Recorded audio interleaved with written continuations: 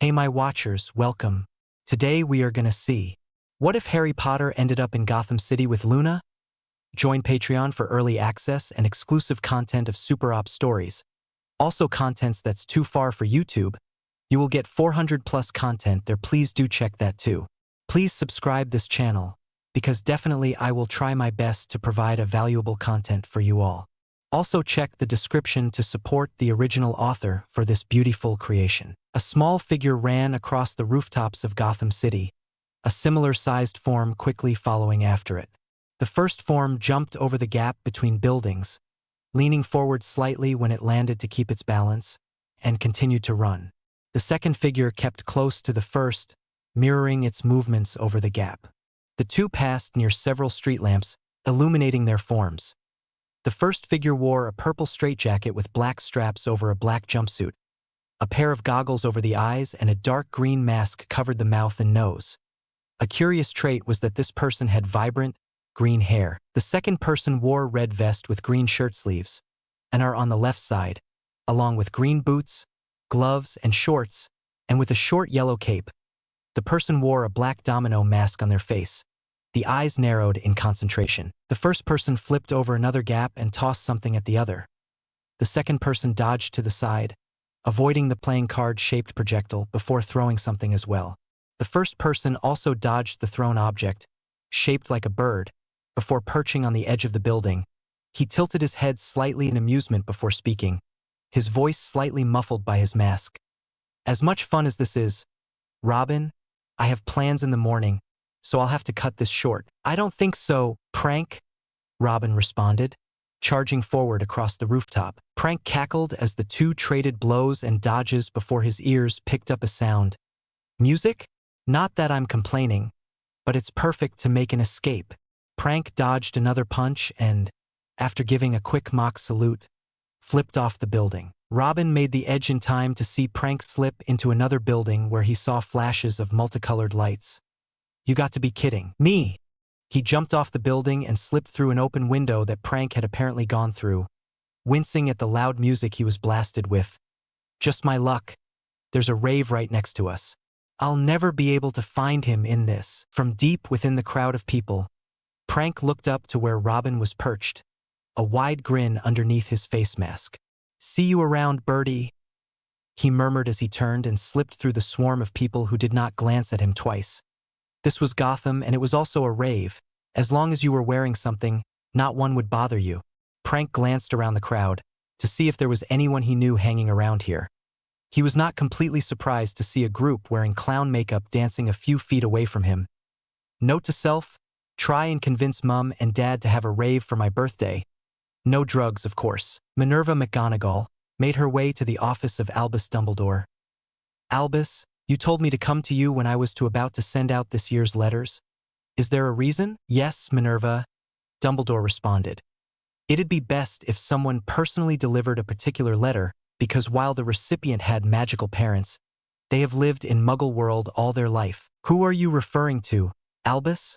McGonagall asked. Harry Potter, Dumbledore responded. You're joking. I will not be going to Gotham, McGonagall argued. 5 minutes later, McGonagall sighed, looking at the greenhouse before kicking aside the portkey Dumbledore had put in her hands. She inwardly cursed Dumbledore and raised a hand to knock. Well, this is as good a place as any to start looking. I'm going to throw away his entire supply of lemon drops when I get back. I'm looking for Harry Potter, McGonagall responded and quickly added. I will not kidnap him, I assure you. You try anything to hurt him, I'll track you down and feed you to my plants, Ivy threatened. Prank slipped quietly into an abandoned warehouse, far away from where the impromptu party was being held. He looked around cautiously before being suddenly bowled over. He flailed his arms in surprise, before attempting to push off the hyena that was on top of him. Jean, down, get off. He's excited to see you, hun, Harley remarked, pulling the excited creature off. And turn your hair back. I like it better that way. Sure thing, Mum, Prank responded, as his hair changed from green to black. That's better, Harry, Harley smiled, giving him a brief hug, not remarking on the sudden color change. She had seen it often enough that it was normal. How was your night? Just the usual. I wandered around the city, ran into Bird Boy, and lost him by ducking through a rave, Harry recounted. What did I tell you about those? Harley said. I didn't take anything from anyone. Mum, Harry cut off. Can I have a rave for my birthday? No drugs allowed? Let's ask Pudden. I think he had something else planned today, Harley answered. Apparently Joker did have something planned. He had set up for weeks a special present for Harry. A building to be blown up cued to tune of Happy Birthday, along with a massive display of fireworks. The party itself was spectacular. A swarm of Jokers had shown up to celebrate, were thrilled at the explosion, and had fun when Harry decided that the cake was better to throw than eat. How do you know the kitten? Catwoman answered. HJH. Hey, Zaev. My letter should be arriving soon, right? Harry asked, holding Jean in his arms as Harley drove insanely to avoid the police that had shown up. I believe so, Remus answered, idly compensating his posture whenever Harley made a sharp turn to make sure he did not fall over. Should be arriving any day now. Just don't bite my ears or face, Harry commented as Jean tried to groom his hair. Or at least eat the small pieces of cake still stuck in it. I'm still amazed that he actually understands you, Remus stated, watching as Jean licked the edge of Harry's hairline and nibbled at the hair. Why do you let him do that? Because he wants to, Harry responded. It feels kind of nice, you should try it sometime. I'll stick to a brush and comb. Thank you very much, Remus said with a grin. Your loss? Harry replied, giggling as Jean licked his ears. Cut that out. It tickles. Remus noted that Jean seemed to truly understand the words Harry was saying instead of the general message most animals would get. Maybe the two of them have become bonded? I have to check later. After causing some more mayhem during their escape, Harry, Harley, Joker, and Remus walked into the hideout to find someone knocked out and tied to a chair. You know them? Joker asked, coming around to get a better look. She's a teacher at Hogwarts, Professor McGonagall, Remus answered. Harry, you need to change into some normal-looking clothes. It wouldn't be good if she reported back that you're involved in crimes. Roger.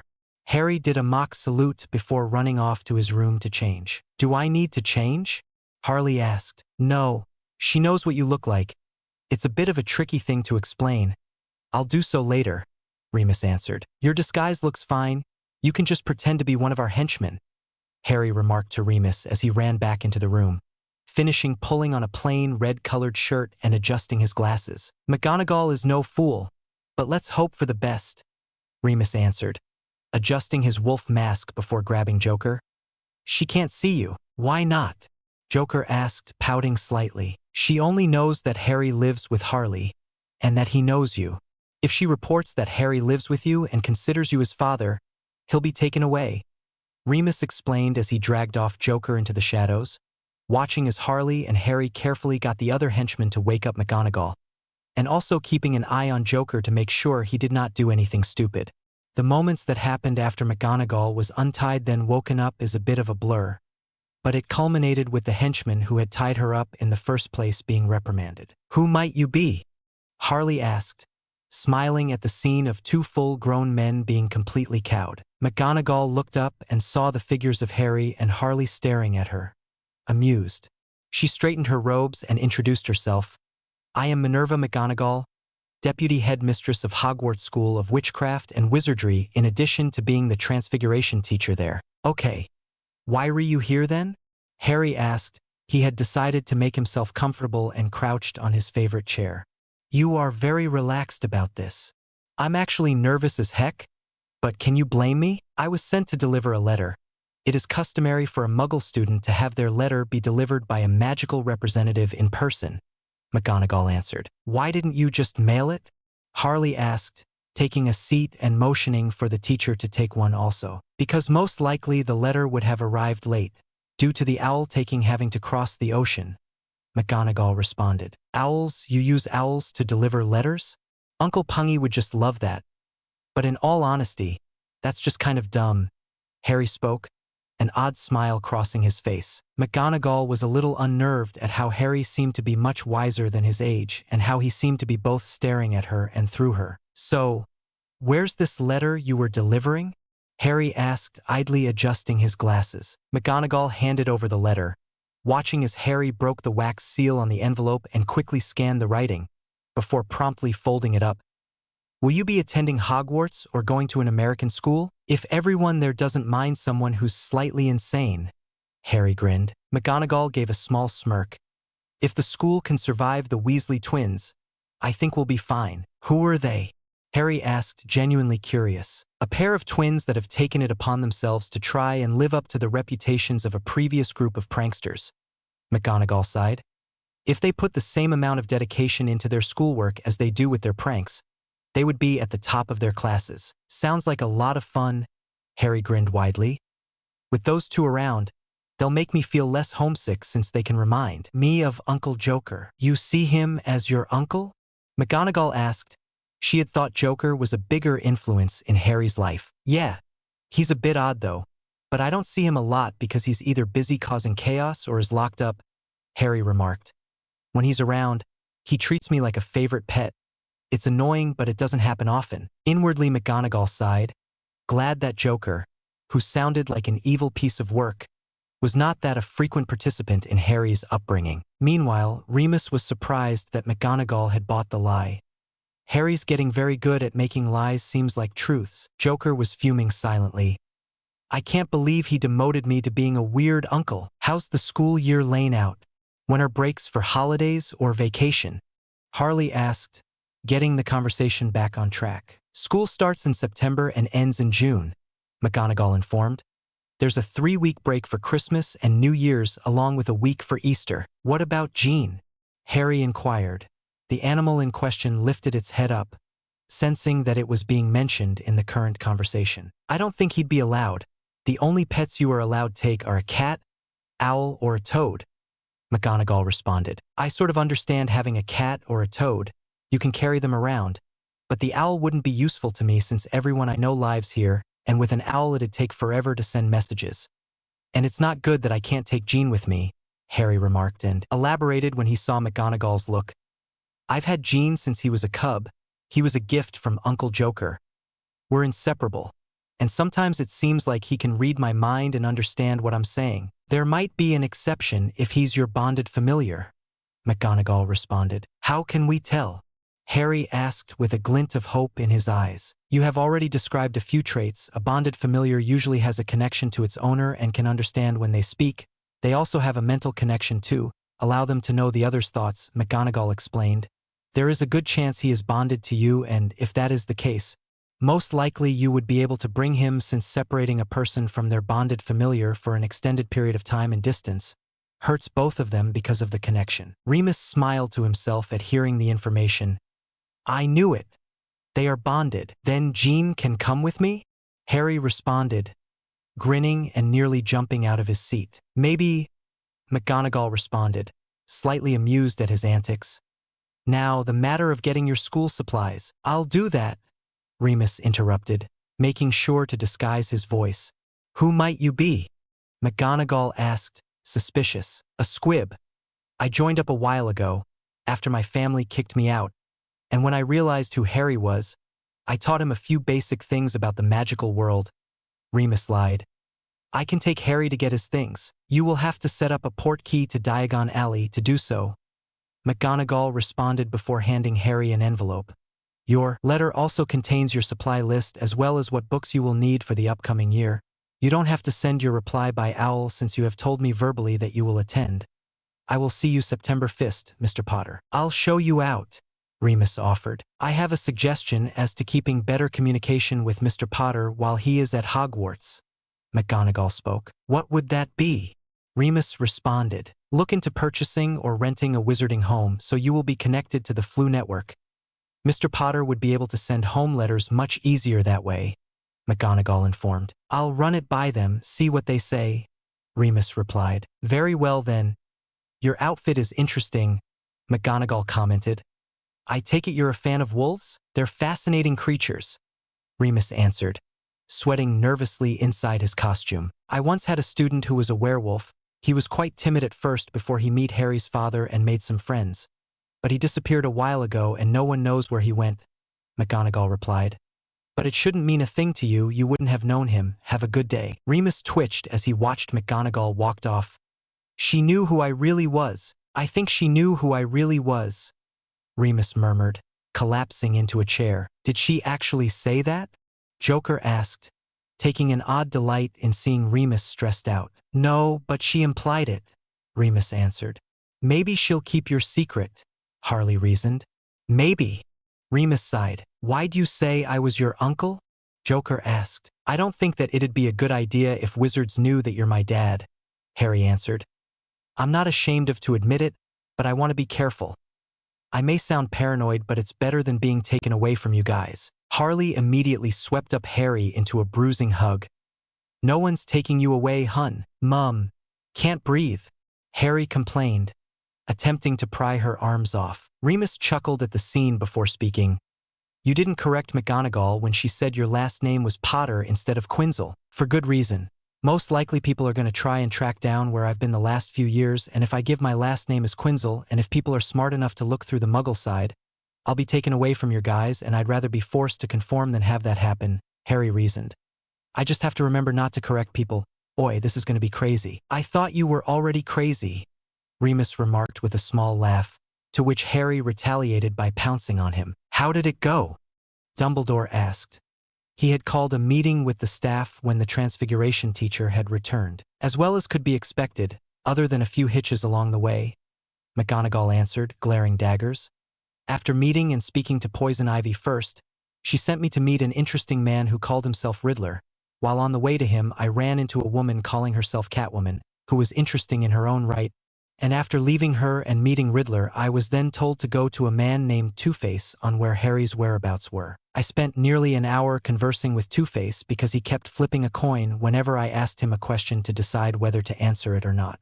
It seems to me that while these villains are quite odd, they are actually quite pleasant and wish no ill will to come to Harry. Pomona, you would get along quite well with Poison Ivy. Her plants are quite amazing feat for a Muggle, some of which could rival magical plants. I think I can scrounge something up, Ivy replied with a smile. Great, Harry grinned widely. By the way, you think we could give it some of my personality and pranks? That way it'll seem just like the real thing. I can see what I can do, if you don't mind taking a nap in one of the plant pods for a while, Ivy explained. Harry shrugged. Sure. It's like sleeping on a waterbed, except you're inside it instead of on it. Does that even make sense? I think you're taking on more of Joker's thought processes, Ivy replied blankly. You're not happy about that, are you? It took a while because several attempts resulted in the clone looking like a shrunken version of the Jolly Green Giant. But the task was finally accomplished. Harry gave a low whistle as he gazed at a copy of himself. Great job, Aunt Ivy. It's like looking into a mirror, but if your hair is any indication, you have never looked into one, Prank remarked with a smirk before looking down at himself. Do either of you have something I could wear? It's warm in here, but I feel uncomfortable. Harry laughed before tossing Prank a bag. Good thing I remembered to bring some extra clothes. Thank you for using your brain for once, Prank deadpanned. He insults like me too, Harry boasted. I am your clone with your memories and part of your personality. It is not like I am an imitator, Prank groused, pulling on his pants. You have to work on how you talk. You sound too. Harry scanned his mind for the right description. Formal, Prank suggested, slipping on the extra straitjacket and starting to do up the fastenings. Actually, I was about to say, too much like you have a stick up your butt. Harry laughed at seeing the look at Prank's face before he was unceremoniously shoved into a bush. Did you have to push me? Harry asked Prank as the two of them made their way back to the hideout that they inhabited that week. I have more of your personality than my own. Would you tolerate someone making fun of you? Prank answered, no. But still, did you have to push me into a rose bush? I think I still have some thorns stuck in my rear, Harry retorted. Your own fault for standing in front of it, then, Prank remarked, a hint of amusement in his voice. Harry gave a low growl of annoyance when something hit him. He had not told anyone else about his plans, which meant he could have a little fun with it. You want to play a joke on Mum? What do you have in mind? Prank responded. You'll see, Harry retorted as he slipped into the hideout, Prank following close behind. He found Harley sitting in the makeshift kitchen, reading a cookbook and apparently trying to learn how to not burn water at least. He pulled Prank away from the kitchen. Okay, You stay here and I'll go out and start chatting with Mum. Keep watching carefully, and when Mum turns around, I'll hide, then you come out. Got it. Why are we doing this again? Prank asked. Why not? Harry responded, walking into the kitchen and greeting Harley. The two of them chatted for a few minutes before Harley turned away to get another book, giving Harry the opportunity to quickly hide and for Prank to come out. He grinned from his hiding place as he vaguely saw Prank appear on the other side of the room from where he had been standing, confusing Harley as to how he got over there so fast. Harry and Prank kept up the joke for almost 15 minutes before deciding to wind it down. You sneak off and talk to Dad for a while, then come back in here. I think Mum's starting to go crazier from our trick, Harry whispered to Prank, both of them trying to not burst out into laughter. Prank grinned widely and, after making sure Harley was not paying attention, sneaked off to Joker's planning room until it was the right time. Harry sat in the chair that had been vacated when Prank was out of sight. You okay, Mum? You don't look so good. You've been driving me a bit nuts. That's the explanation, Harley responded. I do that every day, Harry remarked with a wide grin. More than usual today, Harley retorted. Especially that appearing on one side of the room than the other. Did you learn some transporting trick? I'm taking a break using magic for a while. Except for my hair, Harry responded. Hey Harley, did you order anything to eat? Me and Harry are hungry, Joker exclaimed, walking into the room with Prank in tow. Harry let out a laugh as Harley looked between him and his plant counterpart. Looks like we did a good job. Prank nodded his head and gave a soft laugh. It was amusing. I must admit. Why there two of you? Harley exclaimed. You really couldn't tell the difference, could you? Harry remarked. Is this how you were appearing all over the room? Harley asked. Yep, Harry responded. You little. Harley took in a deep breath before letting it out. You're taking it quite well, Remus remarked, walking into the room having heard what was going on. You look exactly like the kid, Joker stated. Aunt Ivy did really well on him, Harry smiled. He looks completely perfect, Harley spoke, checking over Prank to see if there was anything off. Red outdid herself this time. Yes, she did, Prank remarked. The full impact of the scenario had finally hit him. Here he was, standing in his own body in the same room with the people that were special to his other self and be face to face with Harry and to talk to him out loud instead of through their thoughts. He did not really care that his body was not flesh and blood, it was just fine for his needs. He's physically like me, but we couldn't replicate any of the magic though, Harry remarked. Then how's his hair green? Harley asked. Chlorophyll, Prank remarked, tugging on a lock. From what I was told, it took a while to get me completely perfect.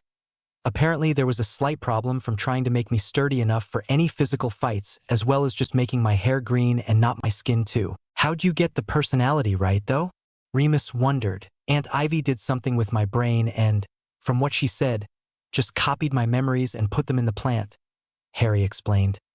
Now I can go to Hogwarts without anyone knowing a thing. That's one problem taken care of, Joker remarked, poking Prank in the side. Prank slapped away Joker's hand. I may be a plant, but I still feel that. He's perfect, Remus grinned. There was one other thing that should be done before Harry and I go to Diagon Alley. What's that? Harley asked. It would be easier for Harry to exchange letters if we owned, or at the least rented a wizard house, Remus explained. It would be hooked up to the Flu network. The what? Harry and Prank responded at the same time, the two sharing a brief look. It's a way of communication using fireplaces.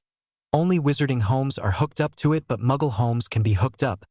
Only temporary though, Remus answered. You do that, Joker commented.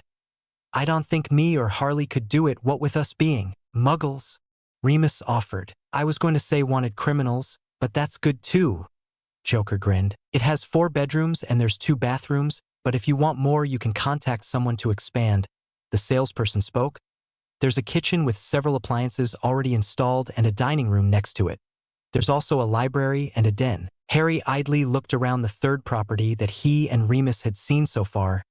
Does it have a fireplace? Several. One in each the den, library, and dining room, the salesperson answered. This seems like a good place. Is there a yard? Remus spoke. The other places didn't have one, and our pets would like some room to run around. There is. And if you don't mind my asking, what sort of pets are they? Dogs. They're kind of big, so they need a lot of room. Harry cut in. Why'd the previous owners leave?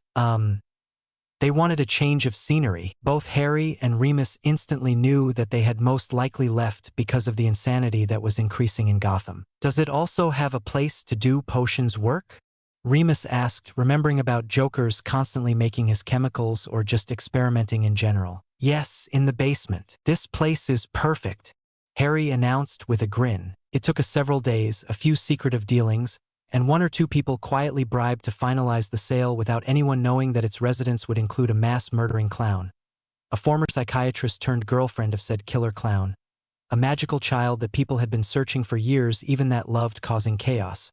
A werewolf that was friends of the blood parents of the child, and the pets of the residents that consisted of 4 hyenas. To top it all off, all of them, save the hyenas, but that is debatable, could be considered by most people to completely and utterly insane. After reading someone's review, I've gone back and redid some of the early chapters of the beginning so that they should be a bit better. Smiley face. And to take off the edge of the infrequent updates of the story, I should be putting up some side stories /omax extras related to several incidents that were briefly mentioned but not elaborated on during the series so far, or just a few things I couldn't really fit into the story at the time. It might end up leading into some rather weird things, but hey, this story is weird as is, so who cares? Joker. I'm mad though. Sigh. What's wrong now, Joker? I'm not going to be in the story for a long time. You'll lose so many readers without my wit and personality. Sweat drops, Joker. One more thing. Vote for us on the Quibbler Awards or I'll skin you alive. Joker. Harry had a rough landing coming out of the fireplace. He collided with a table and several plates that were on it crashed to the floor. He lay on the ground for a moment before groaning. Okay, that sucked big time. Remus, disguised underneath both spells and a few facial prosthetics, grinned as he helped Harry up. It'll take some getting used to, I suppose. You could have told me about all the spinning. I thought I was going to puke, Harry retorted, idly patting Jean on the head as he attempted to clean up his owner's face. How'd Jean do? I wasn't really paying attention because I had my eyes closed and was blocking out the noise. Other than trying to chew my hand off, he did rather well, Remus answered, holding up a hand which sported several bite marks. Be glad he wasn't right out terrified. He'd have done some serious damage, Harry remarked. What do you mean? Remus responded. A while back I got really bored. I think that was the week I got grounded after creating Jokers without telling Mom or Dad, and I decided to see what Jean could bite through. He can easily bite those sticks, which made me wonder about Bud and Lou, so I tried similar stuff with them. They could bite through bone, Harry explained. Oh wait, how do you know they bite through bone?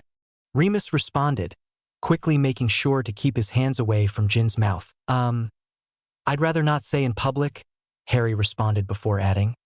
And you don't have to worry, Jean can't bite through bone yet, he's still a baby. Wouldn't hurt to be cautious, Remus reasoned. Skare dikkat, Harry tacid. Smiling. Remus gently cuffed Harry behind the head before cleaning him up with a quick spell. Let's get going already. All right? Keep your pants on, Harry muttered as he followed Remus, clicking his tongue to catch Jin's attention and to get the animal to follow him. Harry let out a low whistle at the sight. This place is seriously crowded compared to Visigoth Avenue. Is it because there's less space to hide it? I believe so, Remus remarked, leading Harry into the crowd. There aren't as many abandoned places in London as there are in Gotham, so it makes sense that there are more shops in one place. Makes sense. Sort of, Harry responded, making sure Jean was next to him. What's our first stop? Gringotts, Remus answered. We need to check how your account is here before doing any shopping. Are you paying or am I? Harry asked. We'll see, Remus commented as the two walked through the large doors. Whoa, and I thought the bank back home was excessive, Harry commented before noticing the bank tellers. What are those? Goblins. They protect any money that's stored here, Remus informed. Why weren't there any at the one back home? Harry asked, grabbing a hold of Jin's collar to make sure the curious animal did not wander off. There wasn't as much money stored there compared to this place, I suppose, Remus answered. So only humans are really needed. That's interesting, Harry commented as they walked up to a teller. We're here to withdraw some money, Remus spoke. The goblin stared at Remus, glanced down at Harry before looking back to the man. Do you have your key? It's his vault, Remus corrected before sheepishly informing.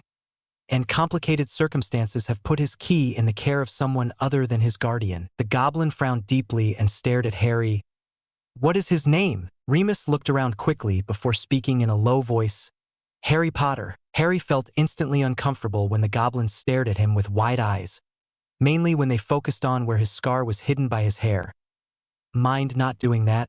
It's creepy. I will inform the head goblin so we can confirm your identity and issue you a new key, if you are who you say you are, the goblin stated before leaving them. I hate when someone does that, Harry muttered, making sure that his hair was still covering the scar. I'm surprised no one else has noticed yet, Remus remarked. If the two of you will follow me, the goblin spoke, leading them to a back office. Good afternoon, gentlemen. I am Ragnarok, the head goblin, he introduced, motioning for Harry and Remus to sit down and casting a critical eye over Harry. Mind not doing that? Harry asked, fidgeting in his seat. It makes me uncomfortable. I apologize, Ragnarok responded. You understand that we have to perform a few tests to make sure you're not faking who you are. Gringotts wouldn't be safe without precautions, Remus mused. So, how are we going to do this test?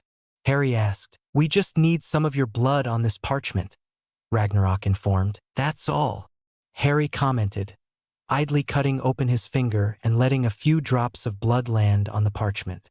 He watched as the blood seeped into paper and red lines crept across the page. Eventually the lines formed into words. Ragnarok picked up the parchment and read off what was now written on it. Harry Potter, son of James Potter and Lily Evans. That's strange. What is? Remus asked. There's something unusual with his blood, Ragnarok commented.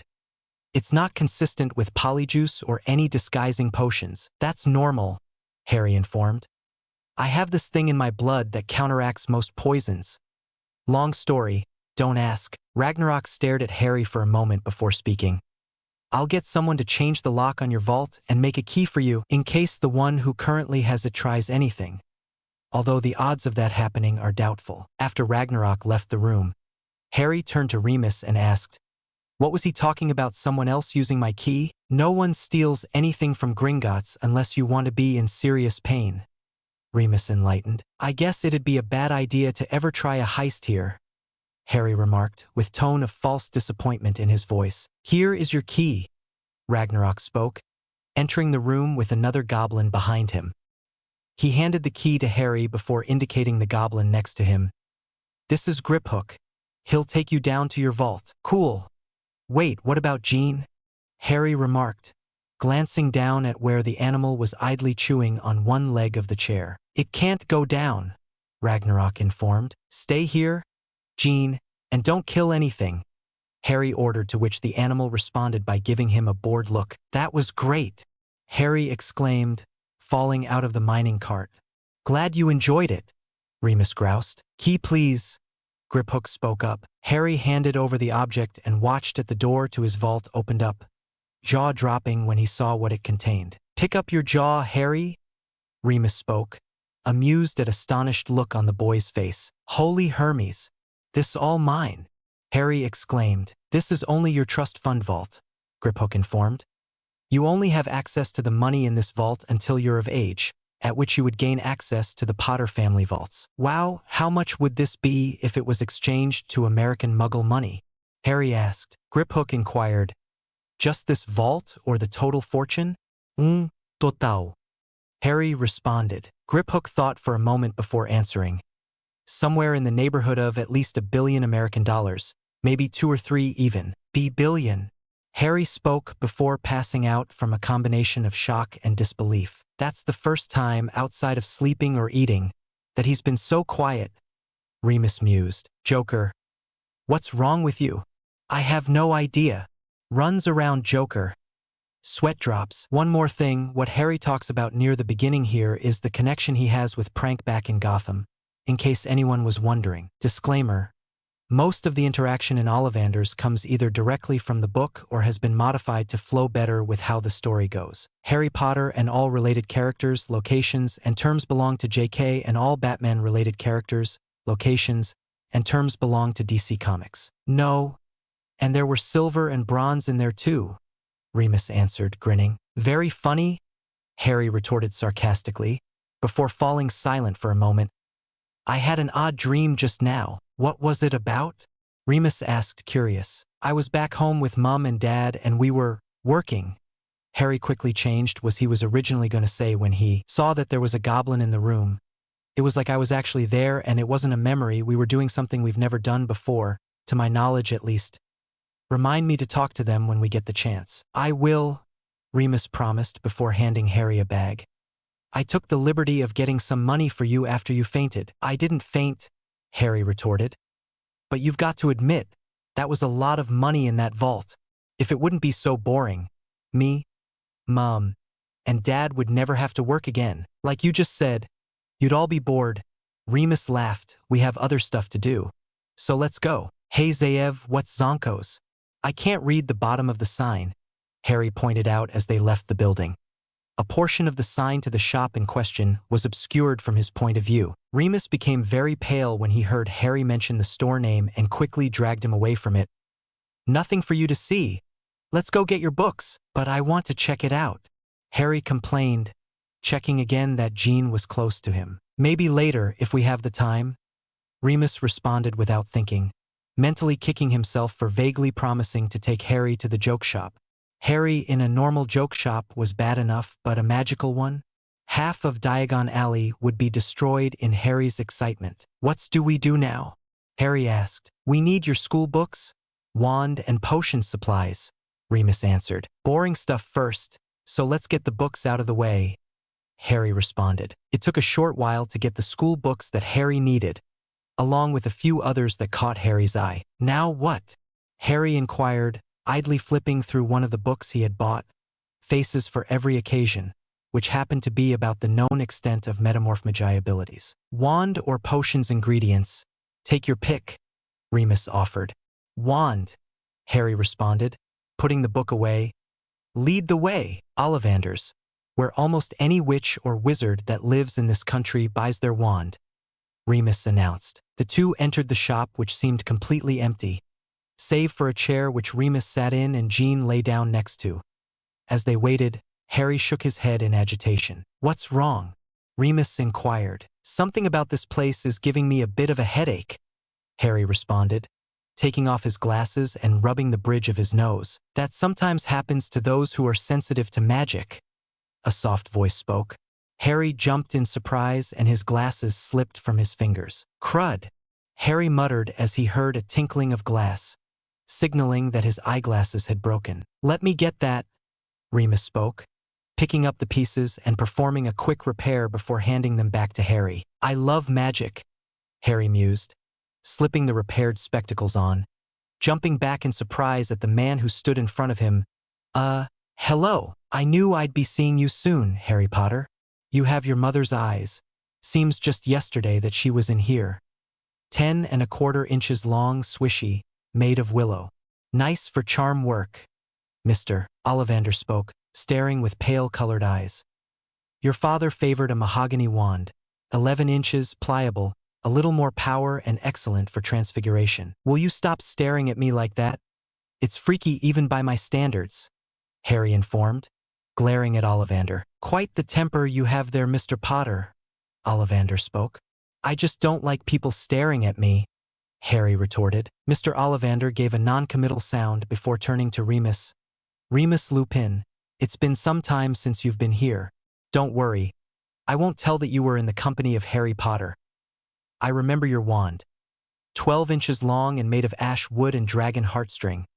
Strong, balanced, and hard to break. Describes you pretty well, Harry mused. The wand chooses the wizard, more often than not. The wand's traits are similar if not identical to the owner's, Mr. Ollivander informed before turning to Harry, pulling out a measuring tape from his pocket. Which is your wand arm? Which hand do you use more? Remus clarified when Harry glanced at him. I use both a lot, but I use my right more. Is that a problem?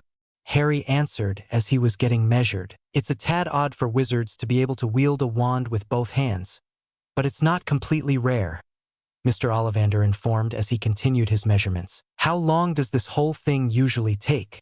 Harry asked, surprised when Mr. Ollivander walked away for a moment and the tape measurer kept going. It all depends on the wand. Sometimes there's a match on the first try. Sometimes it takes hours. He spoke, taking down a few boxes from the massive stacks of them behind the counter. Didn't know that wands had a mind of their own? Can you make this thing stop already? Harry inquired. The tape measurer was currently measuring in between his nostrils. Ollivander pulled the tape measure away as he handed Harry a wand. Beech wood and dragon heartstring. 9 inches, nice and flexible. Give it a quick wave. Harry gave a non-committal shrug before raising the wand barely an inch before it was snatched away. Maple and phoenix feather. 7 inches. Quite whippy. Give it a try. Harry lifted the wand to have it quickly taken away, causing him to twitch slightly in annoyance. Here, ebony and unicorn hair, 8.5 inches, springy. Harry started to emit low growls with each subsequent wand that was rejected. I'm starting to get royally ticked off here. If it makes you feel any better, it took me nearly an hour to find my wand, Remus informed. You're not helping, Harry snapped. A very tricky customer, Mr. Ollivander muttered before handing over another wand. Try this one, an unusual combination, holly and phoenix feather, 11 inches, nice and supple. Harry rolled his eyes as he grabbed the wand, nearly dropping it in surprise when he felt warmth spread through his fingers and up into his hand. He stared at the wand for a minute before giving it a slight wave, a stream of purple and green sparks emerging from the tip as he did so. Very good, very good, Mr. Ollivander spoke before placing the wand back into its box and wrapping it up, muttering, Curious, curious, what is it? Harry asked, eyeing the man with a guarded look. Mr. Ollivander fixed Harry with his pale stare before speaking. I remember every wand I've ever sold, Mr. Potter, every single one. It so happens that the phoenix whose tail feather resides in your wand gave another, just one other. It is very curious that this wand would choose you when its brother gave you that scar. Harry's eyes widened slightly in surprise, as did Remus, who was listening in. 13.5 inches, you... Curious how things like these happen. The wand chooses its wizard, remember that.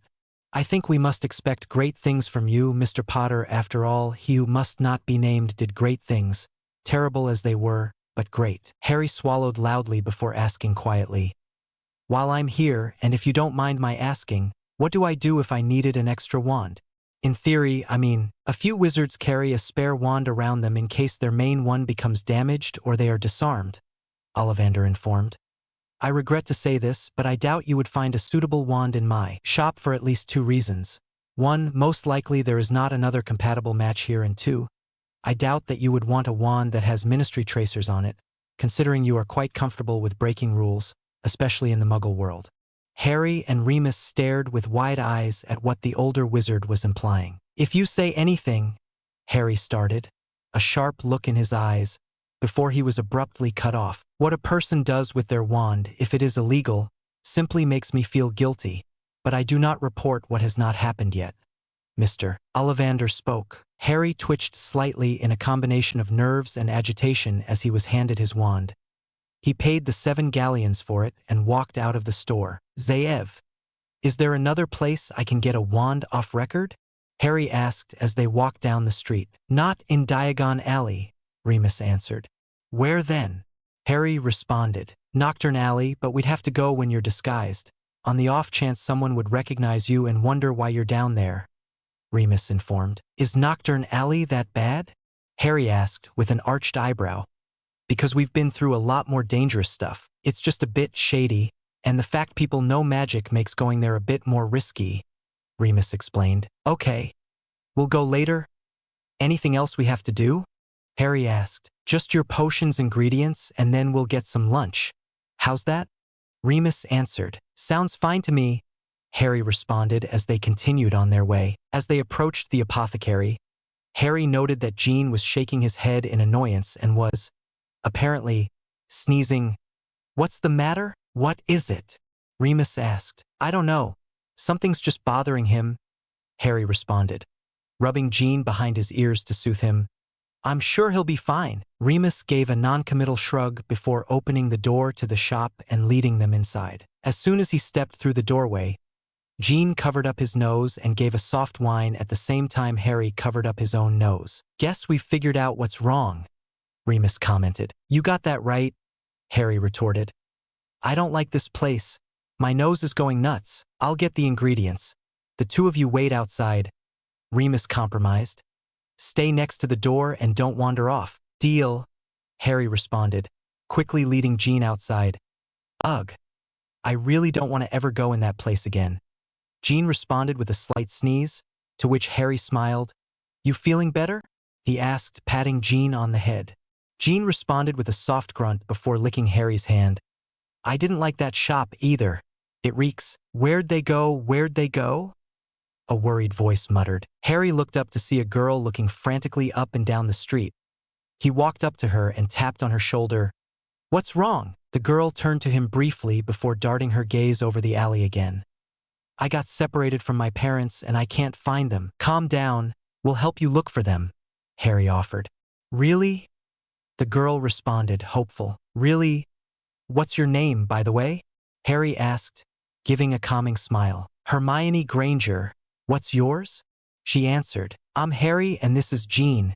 He's my pet," Harry responded, scratching his pet under the chin. "You have a hyena as a pet? That's unique," Hermione replied, giving a slight noise of surprise as Jean sniffed her. "He's trying to track down your parents by looking for anyone who has a similar scent as you," Harry explained. "Should have warned you about that, sorry." Jean sniffed Hermione for a few more seconds before letting out a soft noise and turning his nose to the ground. He sniffed around quickly before taking off down the alley. "Hopefully he actually found then," Harry spoke, grabbing Hermione's arm as the two followed after the racing animal. "You mean he might have the wrong person?" Hermione responded. "He's not exactly trained to do this, so give him a break," Harry retorted. Hermione idly wondered what she had gotten herself into when Harry suddenly stopped, causing her to crash into him. "What's wrong?" Jean stopped, Harry answered before glancing down the side alley they were standing in front of. Noticing there was a sign calling the place Nocturne Alley and spotting a couple being harassed. "Are those your parents?" Hermione took a better look. "Yes, that's them. I think they're in trouble." Harry eyed the people surrounding Hermione's parents. There were only 3 and all seemed to be physically weaker than what he was used to. He could take them down by himself. He cast a brief look at Jean, silently telling him to watch Hermione before speaking. "If you don't want to get hurt, Hermione, stay here." "Harry!" Hermione attempted to grab Harry's jacket to keep him from running off, but it slipped through her fingers. She glanced down at Jean. "Aren't you going to help him?" Jean stared back with the hyena equivalent of a person saying, "What are you, nuts?" before Hermione remembered he was an animal. She sighed and looked up in time to see Harry dropkick one of her parents' harassers in the head. She watched in a mixture of astonishment and amazement as Harry easily fought off the attackers and chased them away. "Are you guys okay?" Harry asked, helping up Hermione's parents. "Yes, we are. Thank you," Mr. Granger spoke, gratefully shaking Harry's hand. "No problem," Harry remarked as he led the two back to Diagon Alley and to a relieved Hermione. "You're crazy," Hermione stated to Harry after quickly hugging her parents. "Tell me something I don't know," Harry laughed as they all made their way back to Apothecary to where he spotted an anxious Remus. "What's got you so worked up?" "I thought I told you to stay right outside the door," Remus retorted, inwardly sighing with relief that Harry was back. "Your mother would kill me if she found out I lost you. You know you just gave me good blackmail material, right?" Harry teased. "If I buy you a sundae, will you keep quiet?" Remus sighed. "Deal," Harry exclaimed, widely grinning. "You shouldn't bribe him with sugar," Mrs. Granger informed. "What are you, a doctor?" Harry sarcastically retorted. "Actually, we're both dentists," Mr. Granger corrected. Harry stared at the two for a moment before slowly moving and hiding behind Remus. Remus could not help but smile. "That's the first time I've seen Harry be so scared." "I'm not scared. I'm being cautious," Harry retorted. After exchanging brief pleasantries, Remus suggested getting lunch together so Harry and Hermione could talk a bit longer before going their separate ways. As they browsed what they could eat, Harry asked what Remus would recommend. "In my opinion, I think Hermione and you might like pumpkin juice or butterbeer to drink," Remus suggested. "Not sure what to suggest to eat, though." "Butterbeer," Harry spoke up. Pumpkin juice sounds gross. I'll have the juice, Hermione responded as they decided what to eat. The two future students quickly plunged into a conversation at what they were looking forward to at Hogwarts, ignoring the adults completely until their food arrived. What house do you think you'll be in, Harry? Hermione asked, starting to eat her lunch. Harry took a bit out of the sandwich he had ordered while he thought over his answer. Not sure really. I'd like to be in Gryffindor. The headmaster was in that house too, Hermione responded. You want to be in one house because someone else was? That's just stupid, Harry spoke. What house would you want to be in then? Hermione retorted. Whatever's good for me, Harry answered simply, tearing off a piece of his sandwich and feeding it to Jean. Probably not Gryffindor, at least. I would go nuts in a house full of goody two-shoes. Remus chuckled lightly at Harry's response before explaining his attitude to Hermione and her parents. Harry's parents have taught him to live and experience things with an open mind and to do things his own way. That has gotten him into trouble more than once. If you're referring to what I did at Richie's school, remember, that was an accident, Harry remarked. What happened there? Hermione asked. You don't want to know, Harry interrupted, sending Remus a glare which threatened to do bodily damage if he told. I just hope he forgot completely about Zonkos, Remus muttered under his breath. I almost did. Thanks for reminding me, Harry exclaimed, grinning before taking a sip of his butterbeer, pausing for a moment before downing the rest of the bottle. Zev, I love this stuff. Can I get another? Just don't drink too many, Remus responded, getting another bottle. Several minutes later had Harry grinning extremely widely in his seat, for bottles of butterbeer in front of him and another half empty in his hand. Harry, don't you think you should slow down? Hermione asked, slowly moving away from the hyper boy. Why? Harry responded, finishing up his current bottle before turning to Remus with expectant eyes. You're not getting another one, Remus sighed. You're no fun. Harry pouted, slumping in his chair. Remus smiled at Harry before continuing his discussion with Hermione's parents. Harry tuned out their conversation before turning to Hermione and quietly asked, Do you know what Zonkos is? Hermione scrunched up her nose in distaste. I went in there for a few minutes before leaving very quickly. It's a joke shop. A joke shop, Harry parroted, attempted to look disinterested, but an excited smile crept across his face as plans started racing through his mind at what he could find there. I can't believe that a place like that would be so close to the bookstore. It also promotes causing mischief and distraction, Hermione stated, before noting that Harry had silently slipped out of his chair and was quickly heading back to Diagon Alley. Mr. Zaev? Harry just left. Remus looked up suddenly. Where'd he go? I think he went to go check out Zonkos. He seemed really excited on going after I told him it was a joke shop, Hermione informed. Remus grew very pale after hearing where Harry had most likely gone. He laid down some coins on the table to pay for lunch and got up. Sorry about leaving like this, but I have to get Harry before he does anything. The Grangers watched as Remus quickly left the leaky cauldron and went back to Diagon Alley. Why'd he act like Harry being in Zonkos was that bad of a thing? Hermione asked. Maybe he goes overboard with pranks? Mrs. Granger guessed. Maybe he's worried that Harry will do the same thing he did to his friend's school, whatever it was, Mr. Granger supposed. Maybe. Hermione wondered as they continued to eat their lunch. As the Grangers got up, they heard a fairly large boom a bit before the cauldron shook, causing several dishes to crash to the floor around the room. I hope that Harry wasn't involved in that, Hermione thought after making sure her parents were fine. According to one employee, several pranks reacted to a currently unknown outside source, leading to the blast. Fred looked up from the article in the Evening Prophet and stared at his brother. Flaw in the pranks or something else? I think someone else did it, George remarked. Someone blew up Zonkos? Fred responded, a hint of amazement in his voice. Even if it's an accident, that's pretty cool. Either they're very good or very bad at pranks, George replied, grinning. You think we'll run into them? Fred asked, idly cutting out the article. Who knows? But if we do, hope we don't get on their bad side, George answered. /N. If anyone's mad that Harry and Hermione are still gonna be pals, just imagine how much fun it'll be for Harry to corrupt her and turn her against authority. Émoticône, riant de toutes ses dents. The next chap will either deal with Harry and Remus hanging out in the wizarding world or what's going on back in Gotham. Which one do you guys want to read about? Tongue Sticking Out, Chapter 5. And holy crap, it's been nearly a month since the last update.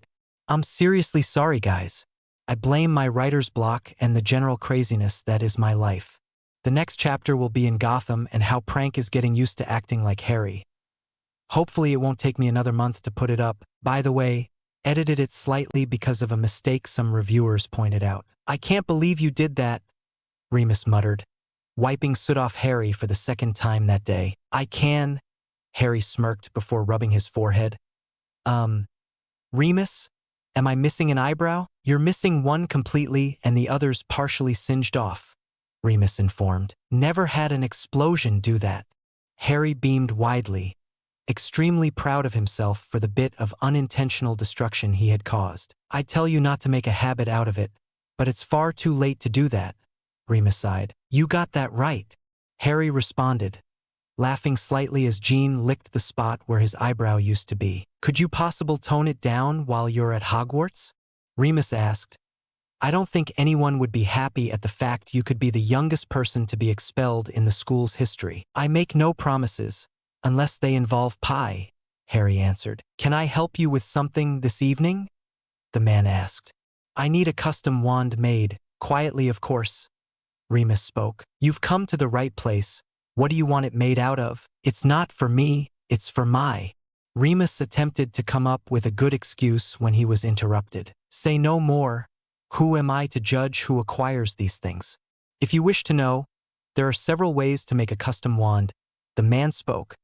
But its true power lies in the core that's used, and I don't mean things like phoenix feathers or unicorn tails. What do you use then? Remus asked. I can make a core from the hairs of the person who'd be using it, a crystal with their blood in it, a variety of things, for the right price, the man informed. Using blood is usually taboo as it has the unfortunate connotations of being used for dark arts, but they provided a much better flow of magic. I'll come back tomorrow with the person this wand is needed for, Remus spoke, leaving a few coins on the counter to make sure the man would keep his silence and exiting the dark shop. Harry will be happy with this news. Hopefully, he won't try to blow up anything else in celebration. Remus was grateful to get back to the room and was amused to find that Harry had kicked off his sheets and was almost falling off the bed. He carefully nudged the boy into the middle of the bed and covering him up again before going to sleep himself. Hey Zaev, we need to figure out how I can contact home since you said Hogwarts doesn't have phones, which is really stupid, and owls would take too long. Harry spoke as they made their way down the alley. By the way, why'd you make me change my look? Remus glanced down at the now blonde-haired and blue-eyed child before responding in a quiet voice. We're heading into Nocturne Alley to get your other wand, so don't draw attention to yourself. You're kidding, right? Harry retorted, a disbelieving look on his face. Just keep quiet, Remus sighed. It's a good thing we left Jean behind, or else it'd be too hard to slip into Nocturne with him. Which shop is it? Harry asked, intruding on Remus' thoughts. Remus glanced around slightly before pointing out the shop he had visited last night and quickly leading Harry in. Welcome back, sir. I believe that you said you'd be bringing along the person we were making the wand for? Or was that simply an excuse? The shopkeeper spoke, not seeing Harry. Down here, Harry retorted before muttering under his breath. I hate being short. The man looked down at Harry before glancing up at Remus. I don't take kindly to jokes. This isn't a joke. In the Muggle world, he has a tendency to do things that are frowned upon by most people, Remus responded. I doubt being in the magical world will change that a bit. If you try to mess with me, I'm strapping you down to a chair and will torture you slowly, starting with a cheese grater and tacks, Harry threatened. Don't do that, Remus spoke. When your mother does it is bad enough, I don't need you to start. You're no fun.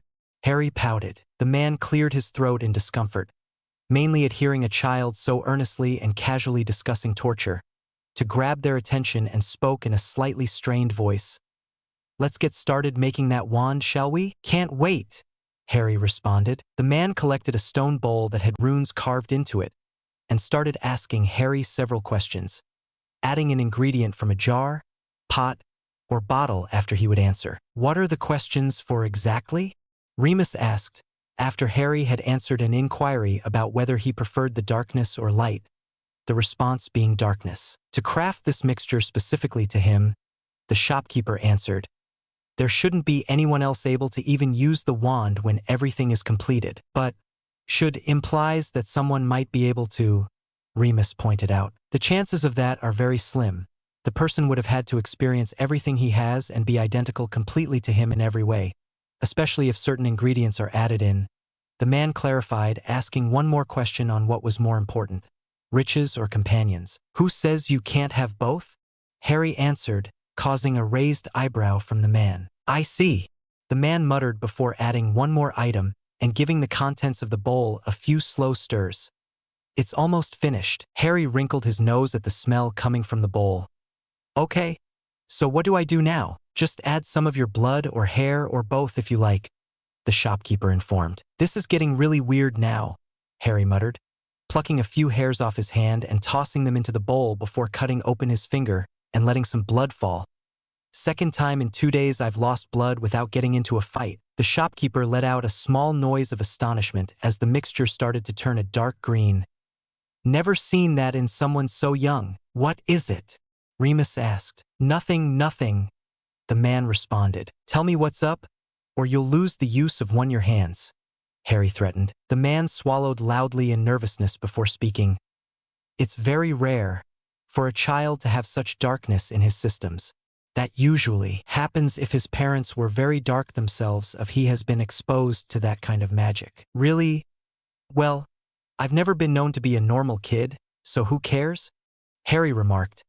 "Is there anything else I need to do, or are we done?" "No.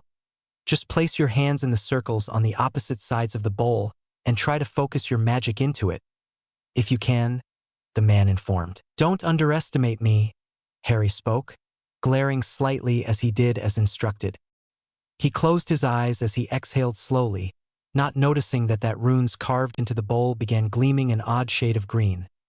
They started at the circles surrounding his hands before spreading to the rest of the surface, bathing the room in an eerie glow. The two men stared at the sight before becoming aware of the fact that the runes had started to go up Harry's arms. "What's happening?" Remus asked, reaching out to pull Harry away. "Don't," the man warned. "If you disrupt him, there will be a magical backlash that will most likely injure us and ruin my shop. It's best to let this run its course. If this is permanent or does any lasting damage to him, if you're lucky, his parents will only skin you alive," Remus warned. "Epic imitation failure. And I live," laughs hysterically before clearing throat. "Sorry about that. Been a little screw loose lately." Harry, a little, "Don't judge me, man." To my readers, sorry about the month-long delay again. Damn you, brain. On another note, I found out that Jean actually has a meaning behind it. Compassion? Or something like that. And here I thought I was just making a pun a name. Tongue sticking out, Prank rubbed his eyebrows absently, quietly muttering, "That's odd. What's wrong?" Harley asked, looking up from her job of modifying a stolen ice cream truck into an armored vehicle for safer getaways. "I feel as if my eyebrows are on fire. Must be my imagination," Prank answered before opening a window. "I will be out for a while. Do not bother staying awake for me." "Stop talking like that. It makes you sound un-Harry-like. Joker, but in. I am working on it. I have been for a week now," Prank retorted. "And you still suck at it." Joker laughed before ducking a pipe Prank hurled at him. "My aim is just as good, though," Prank smirked. "Just get comfortable being Harry and you'll be fine." Harley cut in, quickly defusing the potential fight from starting. I know," Prank sighed as he slipped out the window. Prank landed on the roof of an apparently abandoned apartment building before moving as quietly as he could down the fire escape. It took him a moment to figure out which apartment was actually housing the person he was looking for and, after making sure no one would notice him, quickly entered. He rolled his eyes at the piles of completed riddle, puzzle, and logic books scattered about the room before homing in on the person he had wanted to talk to. "How are you, Riddler?" Prank asked, perching on a chair near the green-clad villain. Riddler glanced up at Prank for a moment before turning back to his work, simply stating, "You're not Harry." Prank tilted his head in confusion. "How did you know that I was not him?" "The fact you called me Riddler," he answered, finishing up on his current project. Harry always calls me Uncle Riddles. I see. Cannot believe I forgot that. Prank responded while warily eyeing the cane near the man. I am surprised you have not hit me yet. If you were going to do anything to me, I think you would have done so already, Riddler informed. Who are you really? I am a part of Harry. To avoid confusion, just call me Prank, he answered. As to how I am here, that is a bit more complicated. Harry is right. I need to work on my speech. Riddler chuckled lightly. He's right. You sound a lot older than you should be. You need to bring yourself to Harry's level, relax. Great advice coming from a man who has OCD, Prank replied sarcastically. Blame my father, Riddler mumbled. I believe there's medication that could help you with that, Prank offered. And lose my riddling skills? No, thank you, Riddler responded. It was only a suggestion, Prank sighed. Is there anything you need? Riddler asked. No, I just felt that if I am to give the appearance that I am Harry, I should do what he does, visit members of his family, Prank answered. He actually considers us Gotham baddies his family? Riddler spoke, a bit stunned. Harry has a skewed perception of things, Prank responded.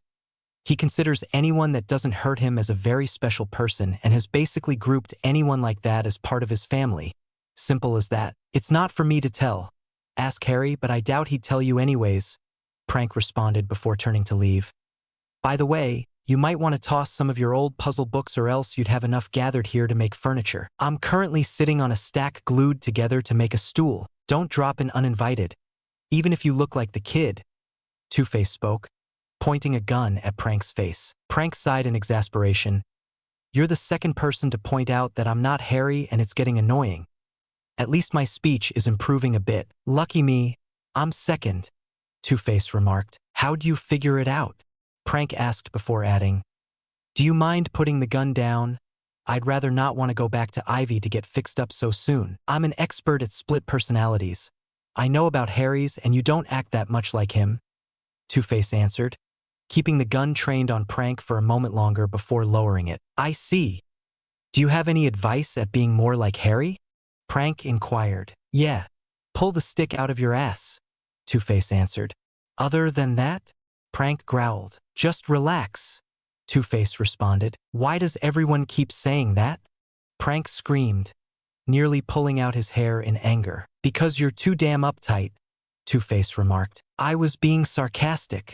Prank snapped before quickly leaving, knocking over a stack of money just to spite Two-Face. Prank grumbled darkly as he quickly ran across the rooftops, working a few flips into his traveling to get more in touch with Harry's mindset.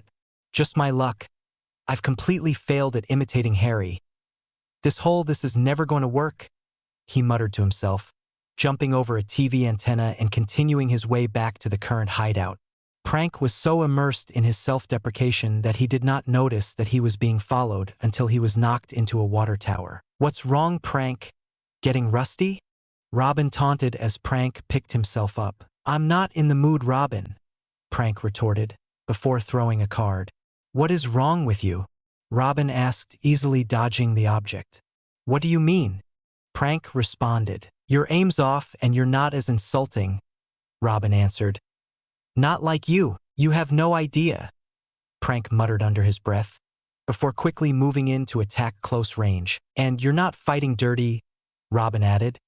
Did you hit your head or something? Prank let out a noise of annoyance before pretending to punch towards the boy wonder's head and then proceeding to knee him in the stomach. That's a bit more like it, Robin muttered, falling back slightly and holding his stomach. Damn it, I need to work on my fighting too.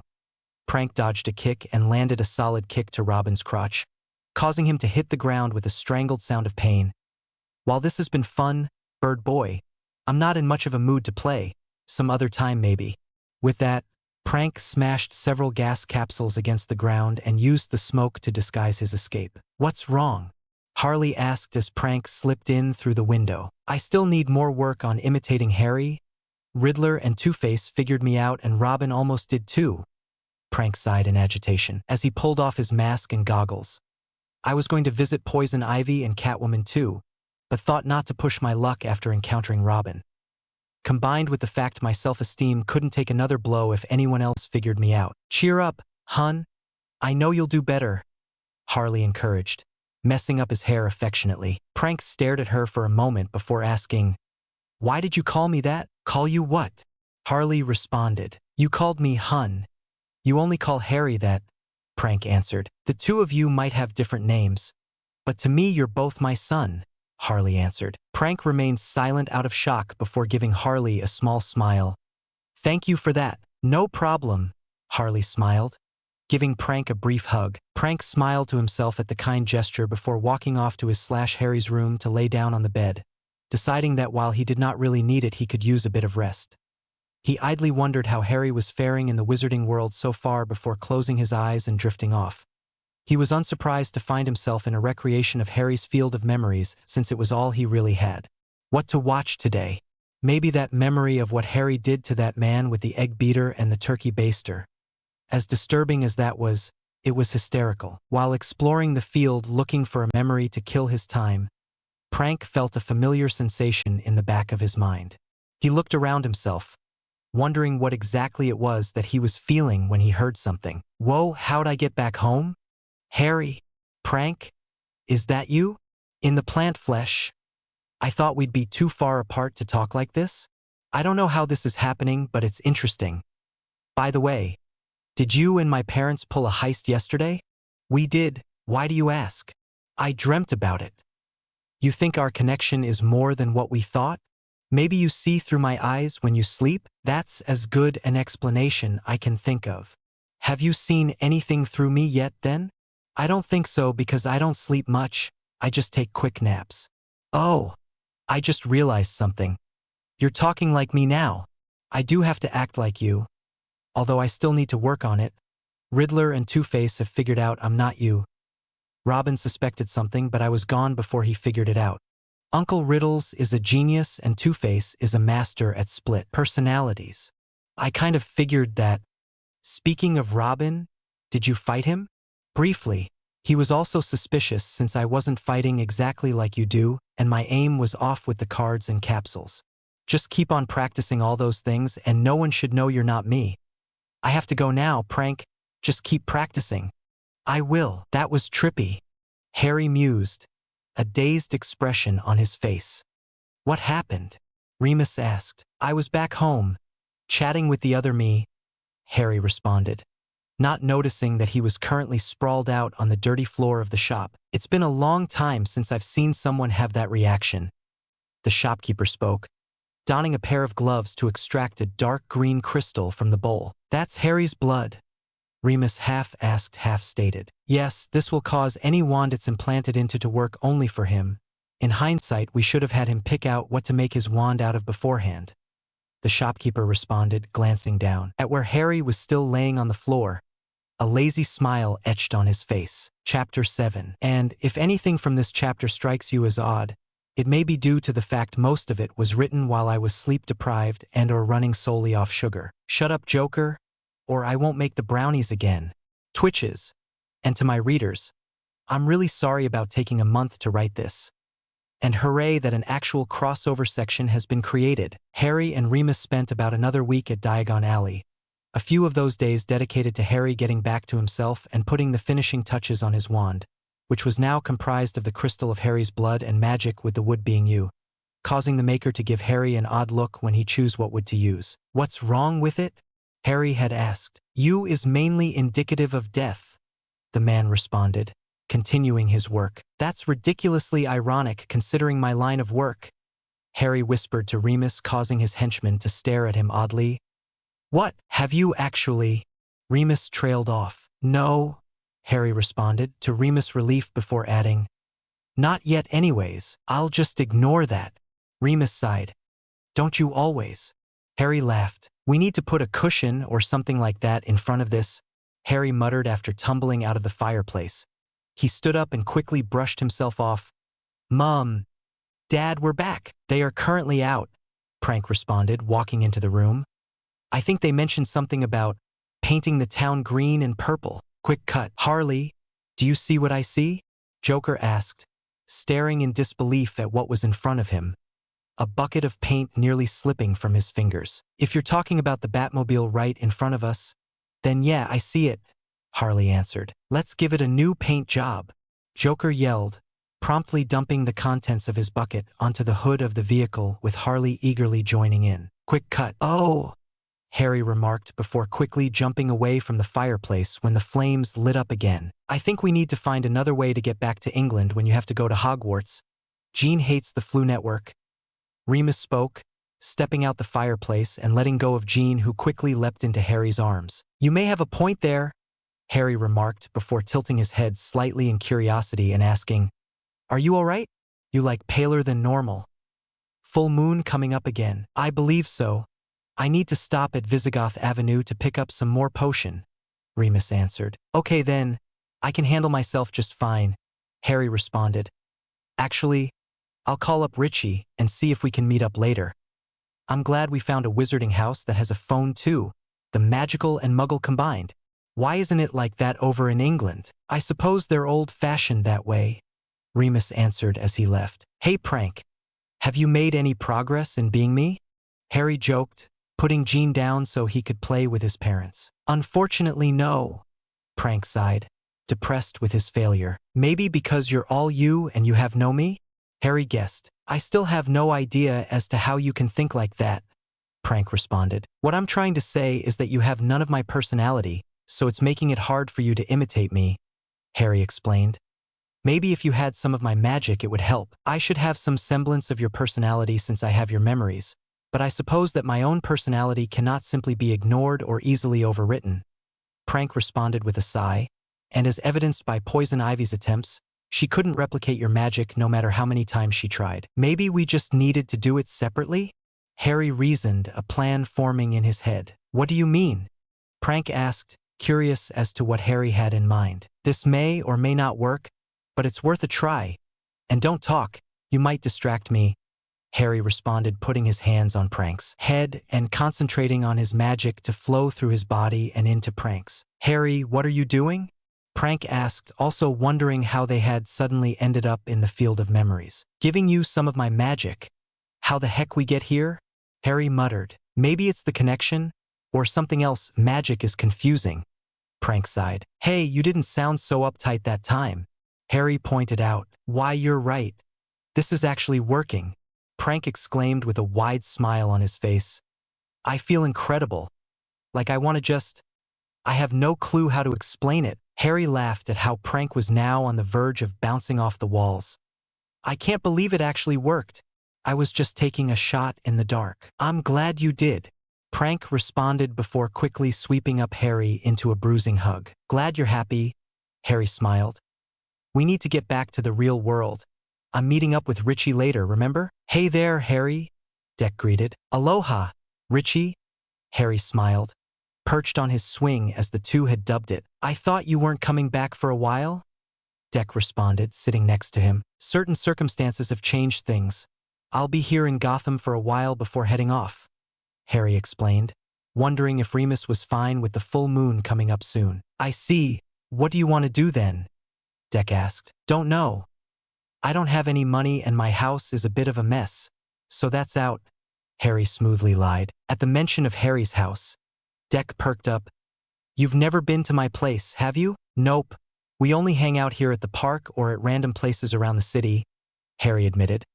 But there was that one time where we went to that penthouse for a party at Halloween. You spiked the punch that day and you convinced me to get away from the party to egg cars with you, Deck remarked with a smile. Don't say you didn't enjoy it, Harry responded with a laugh. But anyways, if you don't mind, I'd like to see where you hang your hat. Sure. How about you stay over too? Deck offered. I'm sure Bruce or Alfred wouldn't mind. Cool. How about I stay over tomorrow night then? Harry responded with a smile. Things are too crazy to do it tonight. That'd be fine by me, Deck grinned. I'll meet you here tomorrow, the usual time, with my stuff, Harry clarified. Perfect, Deck responded. The two of them played a bit longer before parting ways, both very excited about tomorrow. When Harry arrived at the park the next day, he found Deck standing next to an older man in front of an expensive car. Exactly on time. You got a clock in your head? Deck remarked with a smile. Leave the jokes to me, Richie, you're no good at them, Harry responded with a grin as he climbed onto the back seat. Just don't involve a rubber chicken again. I couldn't breathe with how badly I was laughing. Deck responded. I'm sure that's quite an interesting story. The old man spoke, sitting in the driver's seat. Hi there. I don't think we've met, Harry responded, unsure of how to speak with the man sitting in the driver's seat. We did meet briefly at the Halloween party last year, but you and Master Deck ran off quite quickly when you arrived. The man spoke. A glimpse of a smile could be seen on his face in his reflection of the rearview mirror. Harry turned to Deck with a raised eyebrow. Did he just call you Master Deck? Deck simply let out a self-conscious laugh. He's like that. That's Alfred, he's our butler. Oh, nice to meet you, Harry greeted. As the car made its way up the long path, Harry let out a low whistle. You could hold at least 2 soccer matches on a lawn this big. I don't have enough friends to have one though, Deck joked. True, Harry admitted before asking, have you ever played paintball? Don't those hurt? It leaves a welt if you're not wearing any padding. That's what hurts, Harry corrected. If you're protected, you're fine. How do you know stuff like that? Deck asked, getting out of the car. Uncles that like to shoot at each other but don't want to get arrested, Harry answered. How many uncles do you have? Deck remarked. Related to me, only one, but I hate him anyways, so he doesn't count. I have a whole bunch that I care for though, Harry responded. My parents tell me I have a tendency to collect people into a sort of family for myself. It fits with your personality. In a way, you seem like a bit of a pack rat to me, Deck reasoned, opening the front doors. Harry checked out his surroundings before blurting out, this place is huge. That was my reaction too. Deck laughed before turning to Alfred. Is Bruce home yet? Master Bruce has a meeting, but should be home in an hour or so, Alfred answered. Okay then, Deck responded as he turned to Harry. Want me to show you around? Sure, Harry replied, following after Deck. As the two ran off, Alfred could not help but smile to himself in amusement. As they rushed by a series of windows, Harry glanced outside and offhandedly commented, nice pool. You want to go swimming later? Deck offered. That sounds great, but I don't have any swimwear, Harry responded. You can borrow some of mine. We're not that different in size, even though you're a bit smaller than me, Deck countered. Thanks for reminding me about my height, Harry groused before quietly admitting. To be honest, I don't know how to swim. I never learned. I'll teach you then, Deck responded. Great, Harry spoke sarcastically. They made a quick stop by Deck's room to drop off Harry's bag and pick up some swimming trunks. After changing into them, the two boys made their way outside where the better lighting caused Deck to notice something, which prompted him to ask, Hey Harry, what's up with your back? Are you sure? Deck pressed, thinking that Harry's parents did something to him. Deck noted the tone of hate when Harry talked about his old guardians, especially when he mentioned that they would pay for what had happened. If you're sure, just drop it, Richie, Harry retorted, before standing stiffly at the edge of the pool. You teaching me or not? Being that tense will make you sink, Deck informed before jumping into the pool. When he surfaced, he spoke. If you don't want to jump in, you can use the stairs. Thanks, Harry grumbled, walking into the water. Okay. Now what? Just relax, tread water first, and we'll go from there, Deck responded. How can I relax when I think I'm gonna drown? Harry exclaimed. I won't let you drown, Deck sighed. Just kick your legs a little to keep you above the water. If I do drown, I'm haunting you for the rest of your life, Harry threatened. Deal, Deck answered, smirking, knowing that Harry was joking to try to cover up how nervous he was. After about 10 minutes, Harry had learned enough of the basics to swim from one side of the pool to the other. This is easy, Harry boasted before kicking away from the edge of the pool, not noticing he had drifted over to the deep end. Harry, be careful, Deck warned. Harry was set to respond before he noticed that he could not touch the ground and that he was starting to sink. The last thought he had before he slipped under the water was, me and my big mouth. Deck quickly swam out to where Harry was and dove under the water, seeing Harry flailing around to try and reach the surface. But he was so turned around that he did not know what was up and what was down. Deck felt an odd sensation in his chest, as if his heart was being squeezed in a vice, when he saw Harry grow limp. Quick cut. Prank clutched at his chest and started to cough and gasp for air. What's wrong? Harley asked, putting a hand on his back to see if she could do anything. Harry, there's Something's happened. Prank collapsed and kept trying to get air into him despite the fact he technically did not have lungs. Have to help? Need to get to him? Harley was roughly pushed aside as Prank jumped out through a window.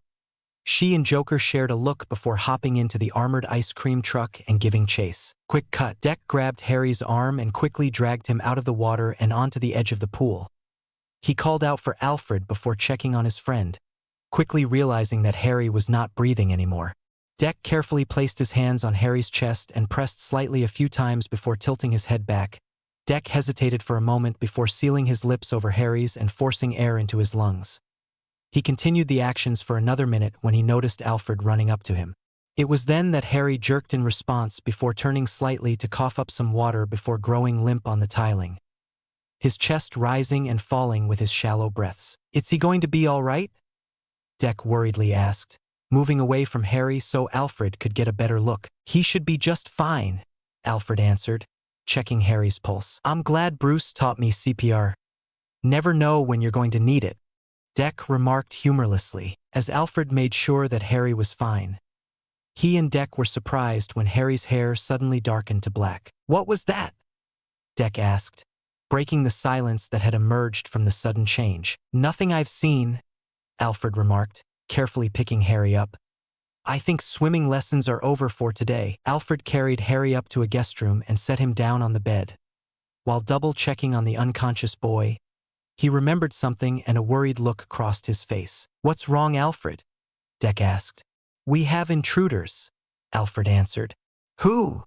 Deck responded. "Prank, with Joker and Harley Quinn following quite a bit behind him," Alfred responded. "What are they doing here?" Deck spoke, fear crossing his face. "Do you think they know?" "I am not sure. I've informed Master Bruce of the situation and he should be arriving shortly," Alfred informed. "But it might be best to be prepared for any possibilities." Deck nodded in agreement before bolting down to the Batcave to better monitor the ground and to start changing into his Robin outfit. His eyes were fixed to the screen as he watched Prank sprint up the long driveway before coming to a stop at the bottom of the stairs leading up to the front door, chest heaving as he tried to get his senses together. "Harry! Harry, answer me!" Prank called out, hoping that Harry would reply. "Prank? What's wrong?" Harry slowly responded. "You're all right, that's good." Prank's body sagged in relief before becoming rigid in realization. "I've made a really stupid decision." "What are you talking about?"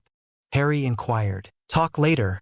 Run away now," Prank replied, noticing the ice cream truck screech to a stop behind him. He quickly turned on his heel and leapt into the back of the vehicle. "Floor it! Are you crazy?" Harley yelled, as she drove madly away from the Wayne estate. "Sorry. I got so caught up on what might have happened to Harry that I panicked," Prank responded. "Hopefully we won't get caught by the Bat and sent to Arkham." Joker cut in, before asking quietly, "How's the kid doing?" "Harry's fine. I'm not sure exactly what happened, but he's okay now," Prank answered as they made their getaway. "But this incident does have a slight upside to it." "How can there be an upside to my son almost dying?" Joker exclaimed, in an odd show of paternal concern. "Both of us being in the same area at the same time might be a good idea to make it seem that Harry isn't me, meaning his criminal self," Prank explained. "Never thought of something like that," Harley remarked. "But it might not work at all, since there weren't more witnesses," Prank sighed. "Might have to do this again in a more public setting though." Bruce watched as the tricked-out ice cream truck rushed past and thought to follow before deciding it would be too conspicuous for himself to chase after them, and continued back to the manor to make sure that everything was fine. After making sure that the Harlequin of Hate and his associates were not coming back anytime soon and that the grounds were secure again, Bruce went down to the Batcave to see if the Clown Clan, as the newspapers had dubbed them, had been up to anything else in that last 24 hours other than painting the Batmobile. At least regular paint will be easier to remove than spray paint. While Bruce was busy trying to figure out if the Joker was planning anything else, Deck had changed out of his costume and looked in on Harry in time to see him stirring. "Drowning, not fun," Harry muttered, a hand pressed to his chest. "I would guess so," Deck responded, cracking a weak smile before asking, "What happened to your hair?" "What do you mean?" Harry responded, sitting up on the bed. "After you were pulled out of the pool, your hair turned black when you passed out," Deck explained. Harry stared at his friend with wide eyes before holding a lock of his hair in his hands. It was black. He felt his pulse start to race and began to panic. Why, you weren't supposed to ever see me do that. Harry, it's okay. Calm down. Deck grabbed Harry's shoulders to get him to relax, but drew his hands back quickly when he was shocked by a series of green sparks. It's not okay. It's not okay. Harry yelled, hyperventilating. You think I'm a freak, don't you? Of course not. Deck answered. You're my friend, and I just want to know what happened to you. It's an ability I have. Harry muttered, still unconsciously emitting green sparks. What about the sparks? Bruce asked, walking into the room unexpectedly. Harry flinched violently. I guess that happens when I'm scared? Nervous? Deck offered. Either of those, I guess, Harry responded. What about this ability you mentioned? Bruce pushed. I think that now's not the time to press matters, Alfred intervened. I think it would be best if Master Harry got some more rest. Bruce conceded to Alfred's thinly veiled order and left the room without comment. Thanks, Alfred. I'm not really in the mood to explain much. Harry grateful for the man's intervention. You're welcome, Alfred responded before turning to leave the room as well. If either of you need me, I'll be in the kitchen, making something sweet. What was up with the making something sweet line? Harry remarked. He's going to make cookies to cheer you up, Deck informed. Harry sat silently for a moment, allowing the knowledge to sink in before yelling, at the top of his lungs, I love cookies. Remind me never to give you ice cream then, Deck remarked from his spot on the floor, having fallen off the bed in surprise at Harry's outburst. Deck quickly thought up a way to Harry from rushing downstairs to where the sweet scent of cookies drifted from when Alfred walked into the room. A tray with freshly made cookies and glasses of milk perched on it. Alfred raised an eyebrow at seeing one of Harry's arms tied to the headboard. Is this a new game I've never heard of? Not exactly, Deck sheepishly responded. Give me the cookies. Harry screamed, tugging at his restraint. It took a few minutes to get Harry calm enough to untie him without him jumping off the bed to attack the tray, and it caused Alfred a small amount of amusement to see Harry quickly quiet down, as if he had not been set to start bouncing off the walls a moment ago. These are really good, Harry remarked, grabbing another cookie from the plate. You have to tell me how you make them. Sorry, it's a secret, Alfred answered, a smile on his face as he left the room. Hey Richie, are you sure that you still want to be friends with me, even though I'm a freak? Harry asked after a moment of silence. I don't think you're a freak, Harry, and we made a promise to always be friends no matter what, remember? Deck spoke. Harry gave a weak smile before quietly speaking, Richie, I'll tell you why I can do that thing with my hair and the sparks, but you can't tell anyone else, unless I say so. Okay? Scout's honor, Deck responded, curling his pinky around Harry's for a brief moment, reminding his friend of when they had first made their promise. Harry gave a small smile at the gesture before speaking.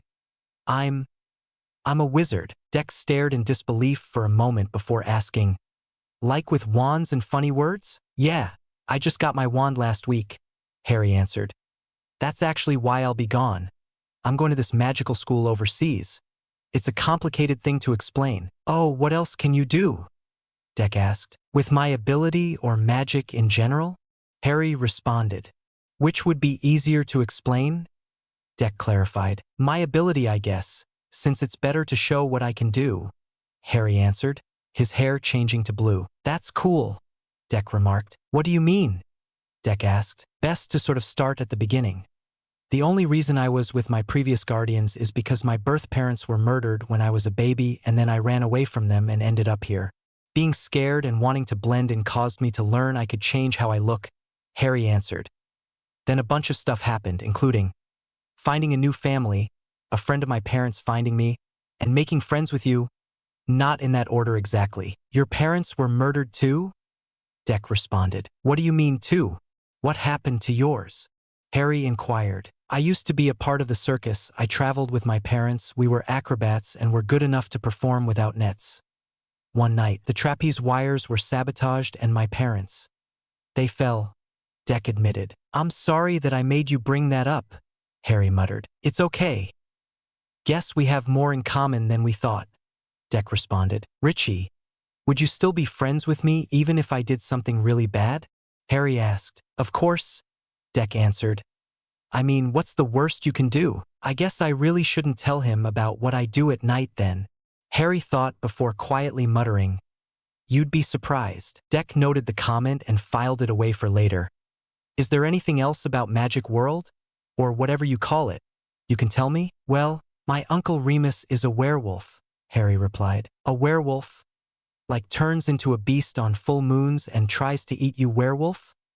Deck responded. Deck laughed too, but also remembered a few months ago that Bruce had come across a roaming wolf during one of his patrols, and after chasing down the creature, which seemed exceptionally intelligent for an animal, for nearly half an hour, he had finally tranquilized it and dropped it off at the zoo, but was surprised when it vanished the next day. What else about can you tell me? Deck inquired. I can tell you what I know about the guy who killed my birth parents, since you told me what happened to yours. But that might be too depressing, Harry answered. You don't have to tell me if it makes you uncomfortable, Deck responded. I really don't feel too much about it because I don't remember anything since I was only a baby. Except for this really bright green light. I need to ask Remus about what that was later. Anyways, all the information I know is from my uncle, Harry replied. My parents stood up to this really bad wizard, who is best described as a magical version of Hitler because he wanted to wipe out all muggles or muggle-born witches or wizards. What's a muggle, if you don't mind my interrupting? Deck cut in. A muggle is a person who has no magic in their past at all, and a muggle-born is a person who comes from that, but does have magic, Harry explained. I should tell you some other terms now instead of explaining later. A squib is the opposite of a muggle-born since they come from a magical background but don't have any magic at all. Purebloods are people who have no muggle blood in their line at all. It varies on whether they count to a certain number of generations or a family's entire history. And finally there's half-bloods. This is the one where things are a bit confusing. I think a person is considered a half-blood if their parents are magical and muggle-born, and either half or pureblood, or both are half-bloods. There's a dumb ranking system purebloods used to categorize everyone too. How do you rank a person? Deck responded, taken aback and also trying to sort through the information he had just heard. I think they rank people like this, the best first and the worst last, Harry replied. Purebloods, half-bloods, muggle-borns, and I think muggles and squibs tie for dead last. Messed up, isn't it? You got right, Deck responded.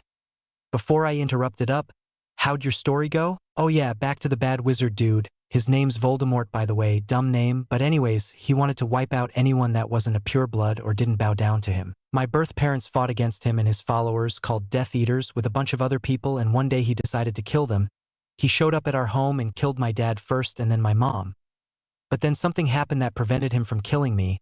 No one knows what happened other than that Voldemort just disappeared and I was left with this. Harry lifted up his bangs to show the scar on his forehead. And the rest is just history. I suppose, in a way, might have been a good thing they died when I was a baby. At least it doesn't hurt that they're gone. Not that I'm trying to say anything about your... It's okay, Harry, I get it, Deck interrupted. Alfred is really... What's the word I'm looking for here?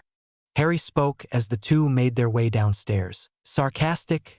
Deck offered. No, but it does start with an S though, Harry responded before stopping to think for a moment. I got it, snarky. Where do you get these words?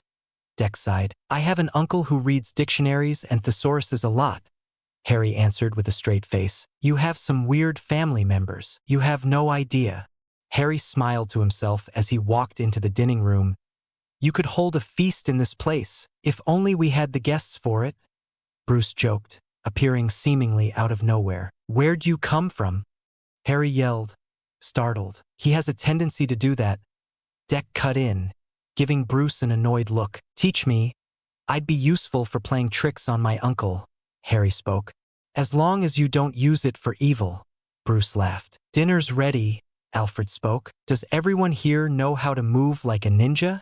Harry sarcastically asked. Maybe it's the area, Deck responded with a smile as everyone sat down. This tastes great, Alfred, Harry complimented, not noticing that his table manners were atrocious compared to Bruce and Deck. Thank you, Master Harry, Alfred responded.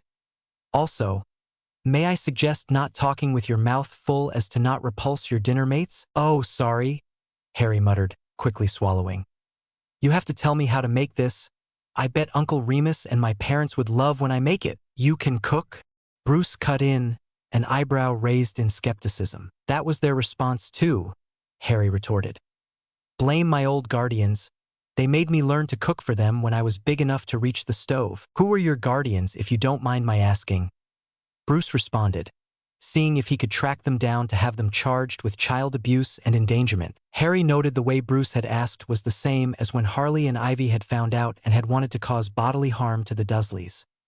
They live very far away from here, so don't bother. You said that you'd make it. Why doesn't anyone else cook? Deck asked. Dad is only good for microwavable stuff. Uncle Remus a little more than that, and Mum. She can burn water. Not that I've seen it happen with my own eyes yet, but I know that she can turn a perfectly good cake into a meteorite. Harry responded. Deck nearly spat out his drink as he started to laugh. How'd that happen? We were trying to make a cake for my dad getting home from a business trip, and Mum had the bright idea that if you set something at a higher temperature that I'd bake faster. Long story short, it doesn't, and we ended up with something that could be used as a doorstopper. Harry spoke, easily weaving bits of fiction in with the truth. At the end of the tale, he and Deck erupted into hysterical laughter, with both Alfred and Bruce smiling in amusement. Hey Harry, you want to tell Bruce what you told me? Richie whispered. The thing with Remus or the thing with me? Harry responded. The thing with you.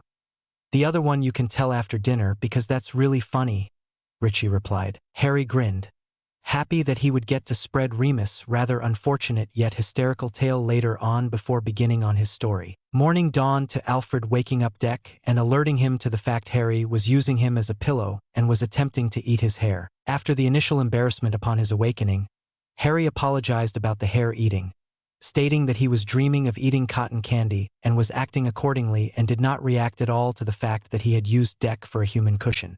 Though he deliberately lagged to delay his leaving, Harry gathered his things and Deck accompanied him along with Alfred to drop him off. Upon seeing Remus, Deck would not help but ask, Is it true you're a werewolf? Those are just myths. Remus lied, laughing nervously. Uncle Remus, they know that I'm a wizard, so don't lie about yourself. Harry spoke.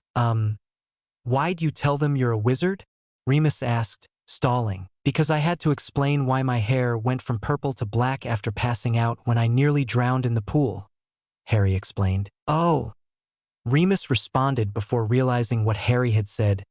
You nearly drowned? You're more worried that I drowned than spilling my secret? Harry remarked. I'm worried about both. Remus answered.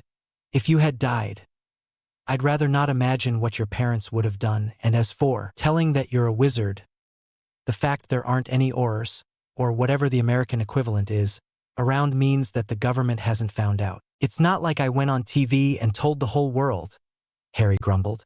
There's also the possibility they might let it slip, Remus reasoned. Richie wouldn't do that, we pinky promised, Harry yelled, glaring at Remus. Remus held up his hands slightly in surrender. Okay, don't blow a gasket. We don't want a repeat of the noodle incident. That wasn't my fault, Harry exclaimed. Noodle incident? Deck asked, curious. Please don't ask about it, Harry muttered, blushing with embarrassment. Deck laughed at Harry's expression before he asked, Can I visit your house sometime? That's not a good idea, Harry answered. Why not? Deck retorted. We're renovating. Everything's a big mess, so it's not really fit for guests, Harry lied. Deck let out an exasperated sigh. I'm seriously getting annoyed with all the excuses. Are you homeless or live in a bad part of Gotham? If you are, just tell me already. I'd rather you not know, Harry muttered. It's really embarrassing. Fine, Deck muttered, highly annoyed. And holy hell, I think this is my longest chapter to date. Joker sugar works wonders for the imagination and helps degrade one's sanity. Shrugs. As long as it helps me write, I don't really care if I lose my mind. Now, who wants Jolt Cola? Harry, head for the hills. Platform problems or train troubles. And it only took me a week. Woot. Harry, what's wrong with you? I'm sick. I can't think very well at the moment. Runs off. Joker, our writer, has lost her mind. Let's celebrate. Pulls out a cake. Harry, where'd you get that? Joker, hammer space. Harry sighed in annoyance at the people around him. mainly because they were staring at him because of Jean. The animal in question let out a soft whine, causing Harry to scratch him behind the ears in a comforting gesture. "It's okay, boy.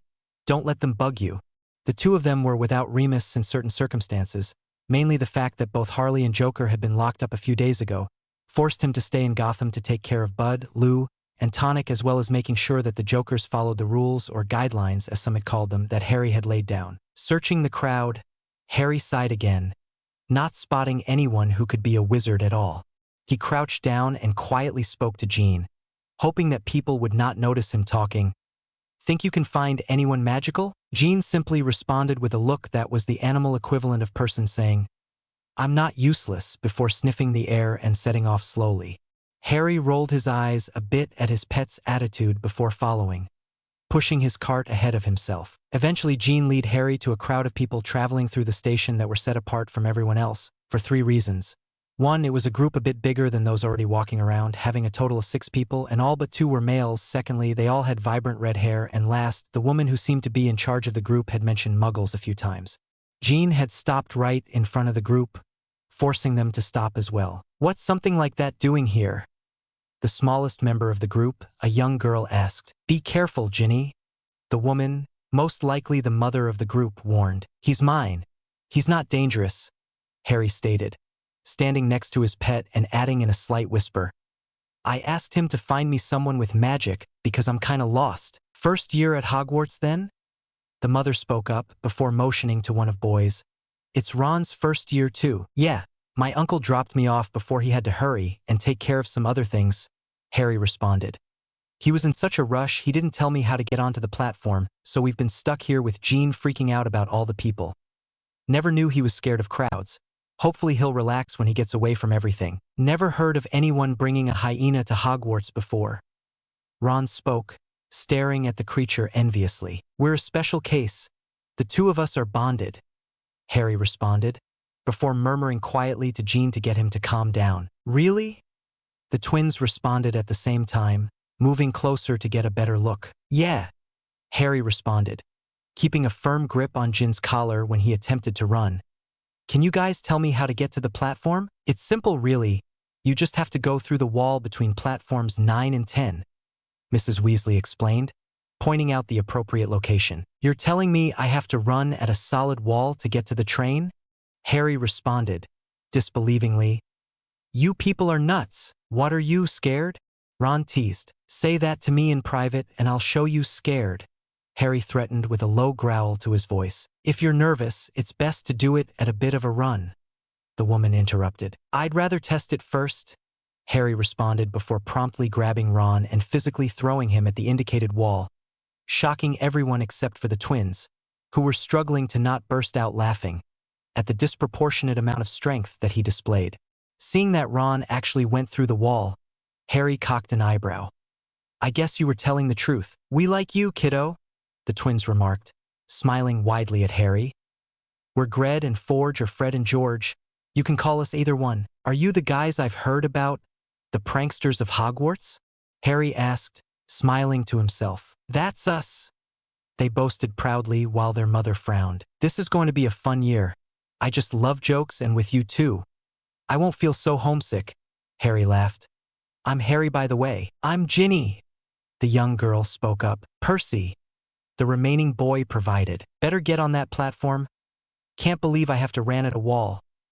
"Oh well, it's not like I haven't done crazier things," Harry muttered under his breath as he turned to face the indicated wall and ran. Jean let out a soft noise of annoyance before chasing after his owner. "He's quite odd," Percy remarked. "We like him," Fred and George defended. "Why'd he have purple hair and wearing a radish?" Ginny wondered. Harry, Fred and George found a compartment where they could all sit together fairly quickly, leaving plenty of time for the pint-sized criminal to look around the platform. Harry ignored the slight looks he got from his hair as he wandered around a bit before he thought he saw someone familiar. "That's impossible. I don't know any wizards here, save for Hermione, but her hair is brown. It can't be." He ran up to the figure, just keeping out of their line of vision, and was surprised when a pair of semi-familiar silver-colored eyes locked with his. But the proof that it was someone he knew hung around their neck from a chain.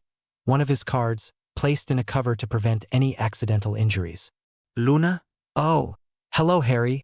I didn't know you were a wizard. Luna smiled vacantly. I'm starting Hogwarts this year, are you? Yeah. I'm glad that I'll know a few people there. Harry grinned widely. It's great to see you again. Have you been since I last saw you? It was like 2 or 3 years ago, right? I'm fine, other than my mom dying. Luna responded prior to noticing something. You still have that earring I gave you. I'm a bit of a pack rat. I don't toss anything away, especially if it's from a friend. Harry responding, blushing slightly before lamely adding, and sorry about your mom. It's all right, you didn't do anything. I'm glad you kept my gift to you like I did. Luna smiled before casting a glance at Jean. Is this animal yours? Harry patted Jean on the head. Yep, his name is Jean. He's a hyena if you didn't know. Luna couched down and held out a hand to Jean. Nice to meet you. Jean sniffed Luna's hand before giving her fingertips a slight lick and nudging for her to pet him. Amazing Harry at the reaction. Jin's never warmed up to anyone that quickly. Guess there's something about you he likes. Animals just like me? Luna remarked, a slight smile on her face as she scratched Jin's head. You got anywhere to sit yet? Harry asked, unable to stop himself from grinning at the sight. No, I just got here so I haven't looked yet, Luna answered. You can sit with us? Harry offered. Hope you don't mind, there's 2 others already riding with me. Thank you, Luna smiled. Who's with us? Fred and George Weasley, Harry replied. They're pretty funny and maybe another friend if I can find her. Who is she? Luna asked. Her name's Hermione. I met her when I got my school stuff, Harry answered before addressing Jean. If she's here, do you think you can find her? Jean responded with an apparent glare and a slight shake of his head, glancing at the people around him. Harry stared in disbelief for a moment. Are you getting smarter or something? Jean seemed to shrug before climbing onto the train to get back to their compartment. You better be careful or your minds will cross, Luna remarked, stepping onto the train. I think that's already started to happen, Harry muttered, following. Harry quickly made introductions between Luna, Fred and George while the 4 of them, Harry counted 5 because he included Jean, got settled in and waited for the train to depart. As the train slowly left the station, Fred and George hung out the window temporarily to say goodbye to their mother and little sister, promising to send her a toilet seat for some odd reason, before coming back inside. When the train picked up speed, Jean panicked and jumped onto Harry's lap. Jean, relax, Harry ordered, grabbing the animal tightly and rubbing him behind the ears to get him to calm down, giving an apologetic smile to his companions.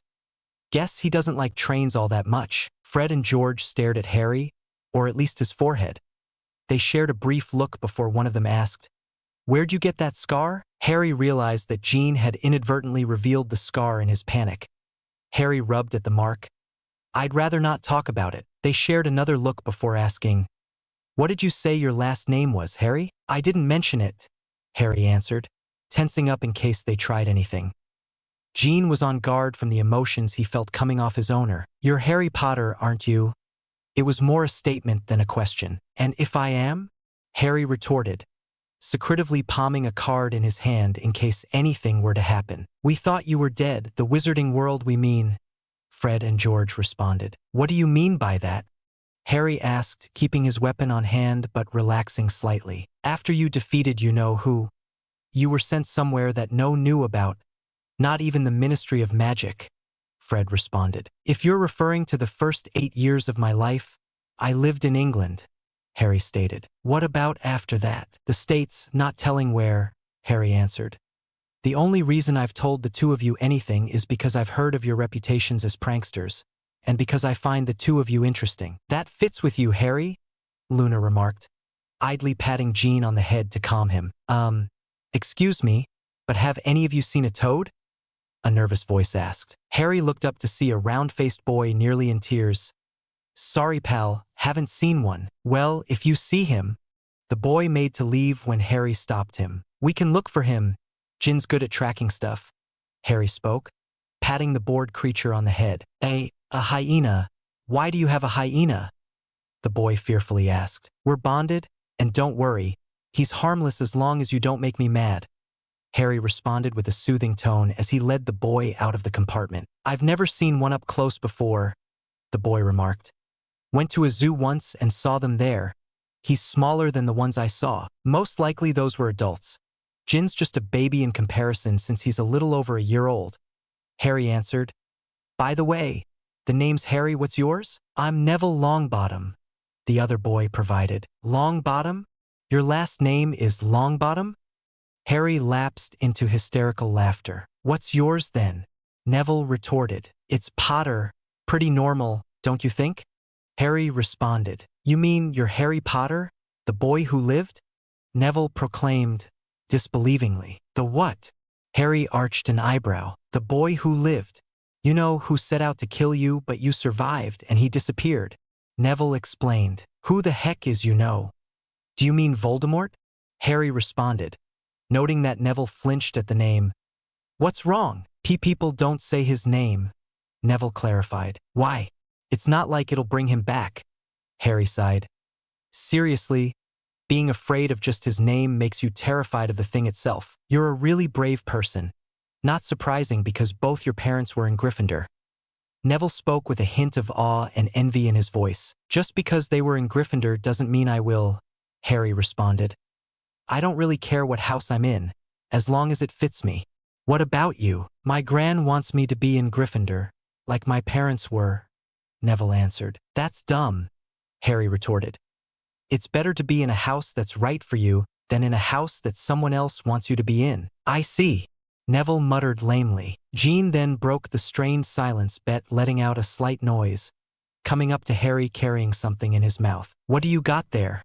Harry asked with an odd smile. Trevor, Neville exclaimed, reaching his pet, but quickly backing off when Jean growled threateningly. Jean, drop it, Harry ordered.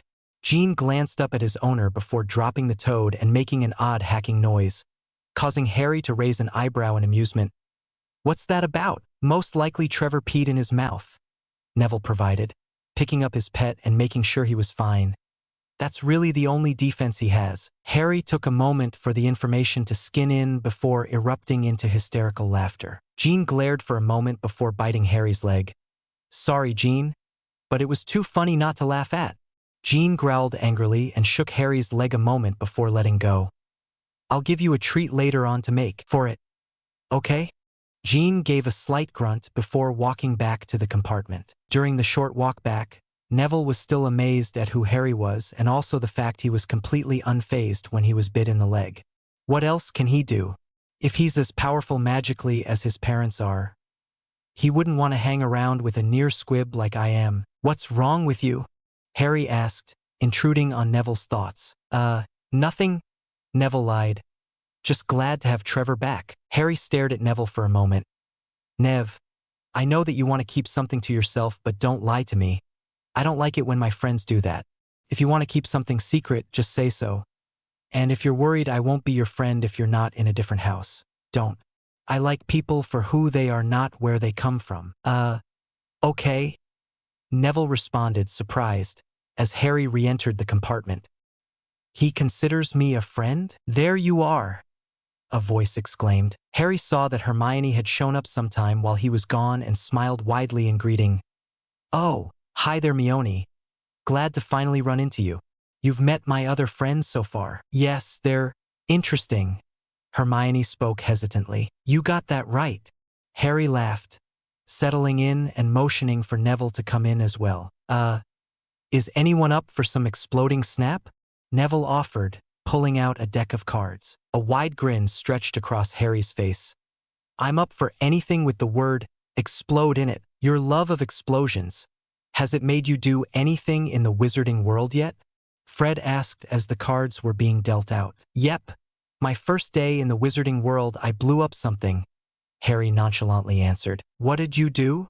Neville responded, shocked. Blew up Zonkos, Harry answered casually, putting a card down. Silence reigned for a moment before Fred and George burst out.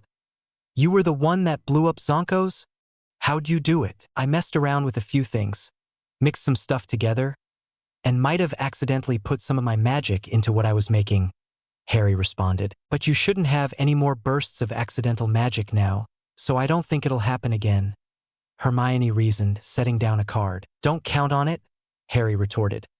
My magic is kinda weird. It's really chaotic and doesn't like to be restrained a lot of the time. How's that possible? Hermione wondered. Heck if I know, but as long as I can do stuff like this. Harry held up a finger and a small green flame appeared before going out. I don't really care. How'd you do that? Neville asked. Dunno. I've been able to do stuff like that for years, though, Harry responded, surprised when the pile of cards suddenly exploded. That is so cool. I'm getting me some of these when I get the chance. Fred and George declined to participate in the next game and exited the compartment, mentioning that their friend had a tarantula that they wanted to see. After leaving the noise and walking a bit down the hallway did they speak. Do you think we should take Harry under our wing? Teach him the finer points in pranking. My dear brother, you read my mind. Don't I always? Arrival and sorting. And several portions of this chap, mainly the sorting and the events before and after that, have been taken directly from the book and I do not claim original ownership to them. I'm a simple writer who does this just for kicks. Harry, you should be a real writer if you're this good with someone else's stuff. When I have the money and my life is a bit more stable, maybe. Joker. And review this story, you ingrates. Joker. About halfway through the journey, by Fred and George's estimation, Jean got onto his feet and growled at the door. What's wrong, boy? Harry asked, rubbing his friend on the head to calm him down. Harry's question was answered when the door to the compartment opened to reveal 3 people, 2 of which could be seen as human-sized gorillas while the third was normal-sized. The third person glanced about the compartment, staring dismissively at everyone before speaking. I heard Harry Potter was in here. Who wants to know, Blondie? Harry remarked with a low growl which Jean copied. I'm Malfoy, Draco Malfoy. I'm here to make sure that Harry Potter doesn't make friends with the wrong sort of crowd. The blonde remarked before motioning to the 2 beside him. This is Crabbe and Goyle, a kid with bodyguards. You must be rich, Harry remarked in a condescending tone. You do well to know your place, Malfoy sneered. And here I thought you wanted to be my friend, Harry retorted, brushing his hair aside slightly to show his scar, enjoying the look of shock he got out of the annoying boy. He then jumped up, grabbed onto the luggage racks on either side of the doorway, and kicked the 2 thugs back out into the hallway. Grinning widely, he dropped back down and punched Malfoy in the face, forcing him out as well and shutting the door quickly. That was amazing, Neville spoke. That was nothing, Harry responded flippantly.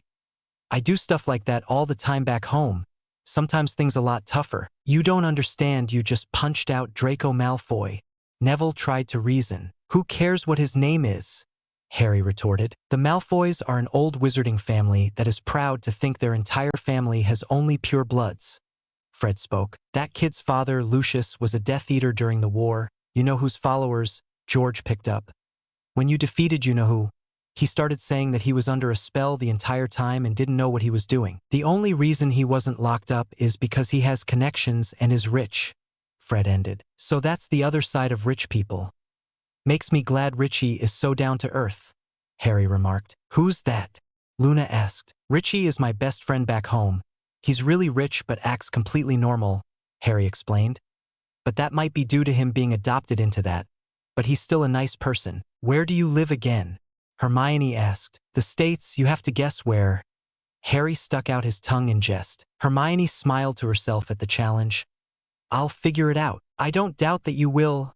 Harry laughed when the door opened again, revealing Ron. There you 2 are. Ron spoke, staring at his brothers. What do you want, Ronnie? Fred and George teased, but were a bit annoyed. I'm just looking for a place to sit. Everywhere else is full, Ron retorted. Just keep quiet. All the noise is getting Jean riled up again and giving me a headache, Harry spoke, rubbing his temples. Ron let himself in and sat down, glancing at Jean enviously before looking to his over. His eyes widened comically before exclaiming, You're Harry Potter. What gave you that idea? Harry retorted, regretting that he let the young redhead stay. Your scar, of course, Ron pointed out, getting a bit too close to Harry while doing so. Where have you been these years? Everyone's been looking for you. If I wanted to be found, they would have found me. I like my privacy, Harry responded, trying to give Ron a hint, but the boy was dense. "I bet we'll be best mates," Ron boasted, completely oblivious. "What if I don't want to be your friend?" Harry spoke, glaring while Jean was growling at the young redhead's pocket. "Why wouldn't you? We'll both be in Gryffindor and my family is a part of the light," Ron bragged. "Those are your only reasons to be my friend?" Harry responded angrily and not noticing that he was sparking. "If that's your idea of friendship, get the heck out of my face."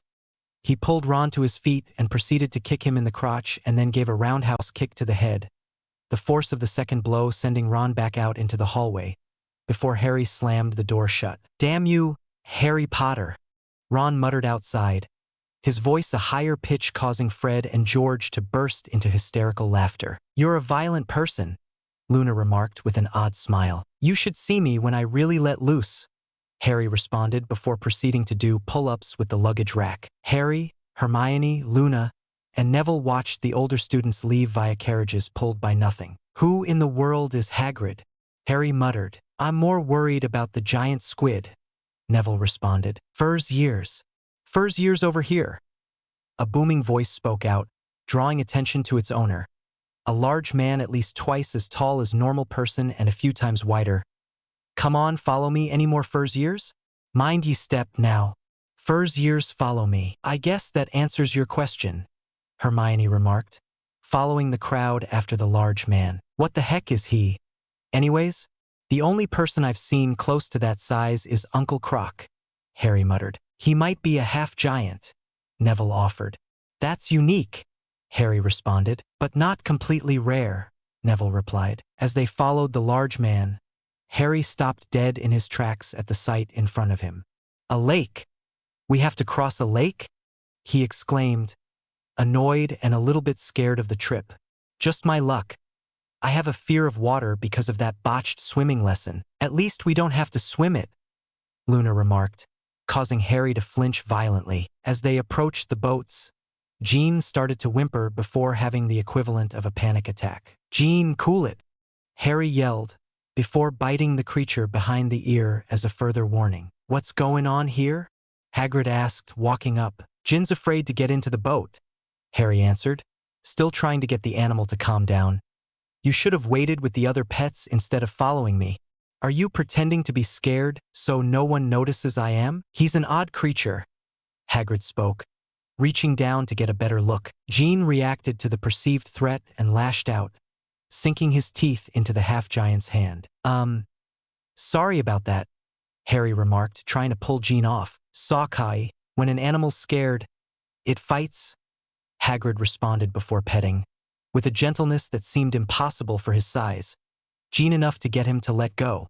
Jean let out a confused sound, glancing at Harry for confirmation, which he gave by gently rubbing the animal's ears. Jean then licked the small wounds on Hagrid's hand in apology. "Smart creature," Hagrid remarked. "You have no idea," Harry responded, getting into another boat where he was joined by Luna, Hermione, and, to his chagrin, Ron, who had shoved Neville out of the way. "We'll catch up later, Nevada." "Everybody settled it?" Hagrid called out, and was met by several people responding, "Right then, forward." The boats silently made their way across the lake, the people inside them not so much. "You're very dense, you know that?" Harry remarked, annoyed that Ron was bothering him. "We got off to the wrong foot back on the train, so let's start over?" Ron offered, holding out his hand. "You're an annoying, stubborn idiot," Harry muttered before kicking Ron out of the boat and into the water. "Why'd you do that?" Hermione screamed, drawing attention to them. "I don't like him," Harry responded, surprised when Ron was suddenly tossed back into their boat. He looked up in time to see a long tentacle slip into the water. I guess the twins were telling the truth about the giant squid. Ron did a very good impression of a landlocked fish after being unceremoniously dumped into the boat. "Close your mouth or you'll catch flies," Harry remarked, smirking and turning to face forward and ignoring the glare directed at his back. The door opened to reveal, to Harry at least, a familiar person. "The Fur's years, Professor McGonagall," Hagrid spoke. "Thank you, Hagrid. I'll take them from here," she spoke, pulling the door open and gesturing for the group to come inside. The entrance hall was big enough that someone's house could fit easily inside it. The stone walls were lit by burning torches. The ceiling was high enough that it could not be made out, and there was a marble staircase that led up to the upper floors. The group followed Professor McGonagall across the stone floor, passing by a doorway to their right where the drone of hundreds of voices could be heard on the other side. They were led into a smaller chamber just off the hall, where they crowded in, standing a bit closer together than they would have done. "Welcome to Hogwarts," said Professor McGonagall. "The start of term banquet will begin shortly, but before you take your seats in the Great Hall, you will be sorted into your houses. The sorting is a very important ceremony because, while you are here, your house will be something like your family within Hogwarts. You will have classes with the rest of your house, sleep in your house dormitory, and speed free time in your house common room. The 4 houses are called Gryffindor, Hufflepuff, Ravenclaw, and Slytherin. Each house has its own noble history and each has produced outstanding witches and wizards. While you are here at Hogwarts, your triumphs will earn you house points, while any rule breaking will cause you to lose them. At the end of the year, the house with the most points is awarded the House Cup, a great honor. I hope each of you will be a credit to whichever house becomes yours. The sorting ceremony will take place in a few minutes in front of the school. I suggest you all smarten yourselves up as much as you can while you are waiting." Her eyes lingered on Neville's cloak, which was fastened under his ear, and on Harry's purple hair, which caused him to completely stand out. "I shall return when we are ready for you. Please wait quietly," said Professor McGonagall as she exited. Was there really a need for dramatics? Harry laughed, breaking the tension in the room. "Must be a tradition," Luna responded while Hermione was muttering all the spells she knew under her breath. "Relax, Mione.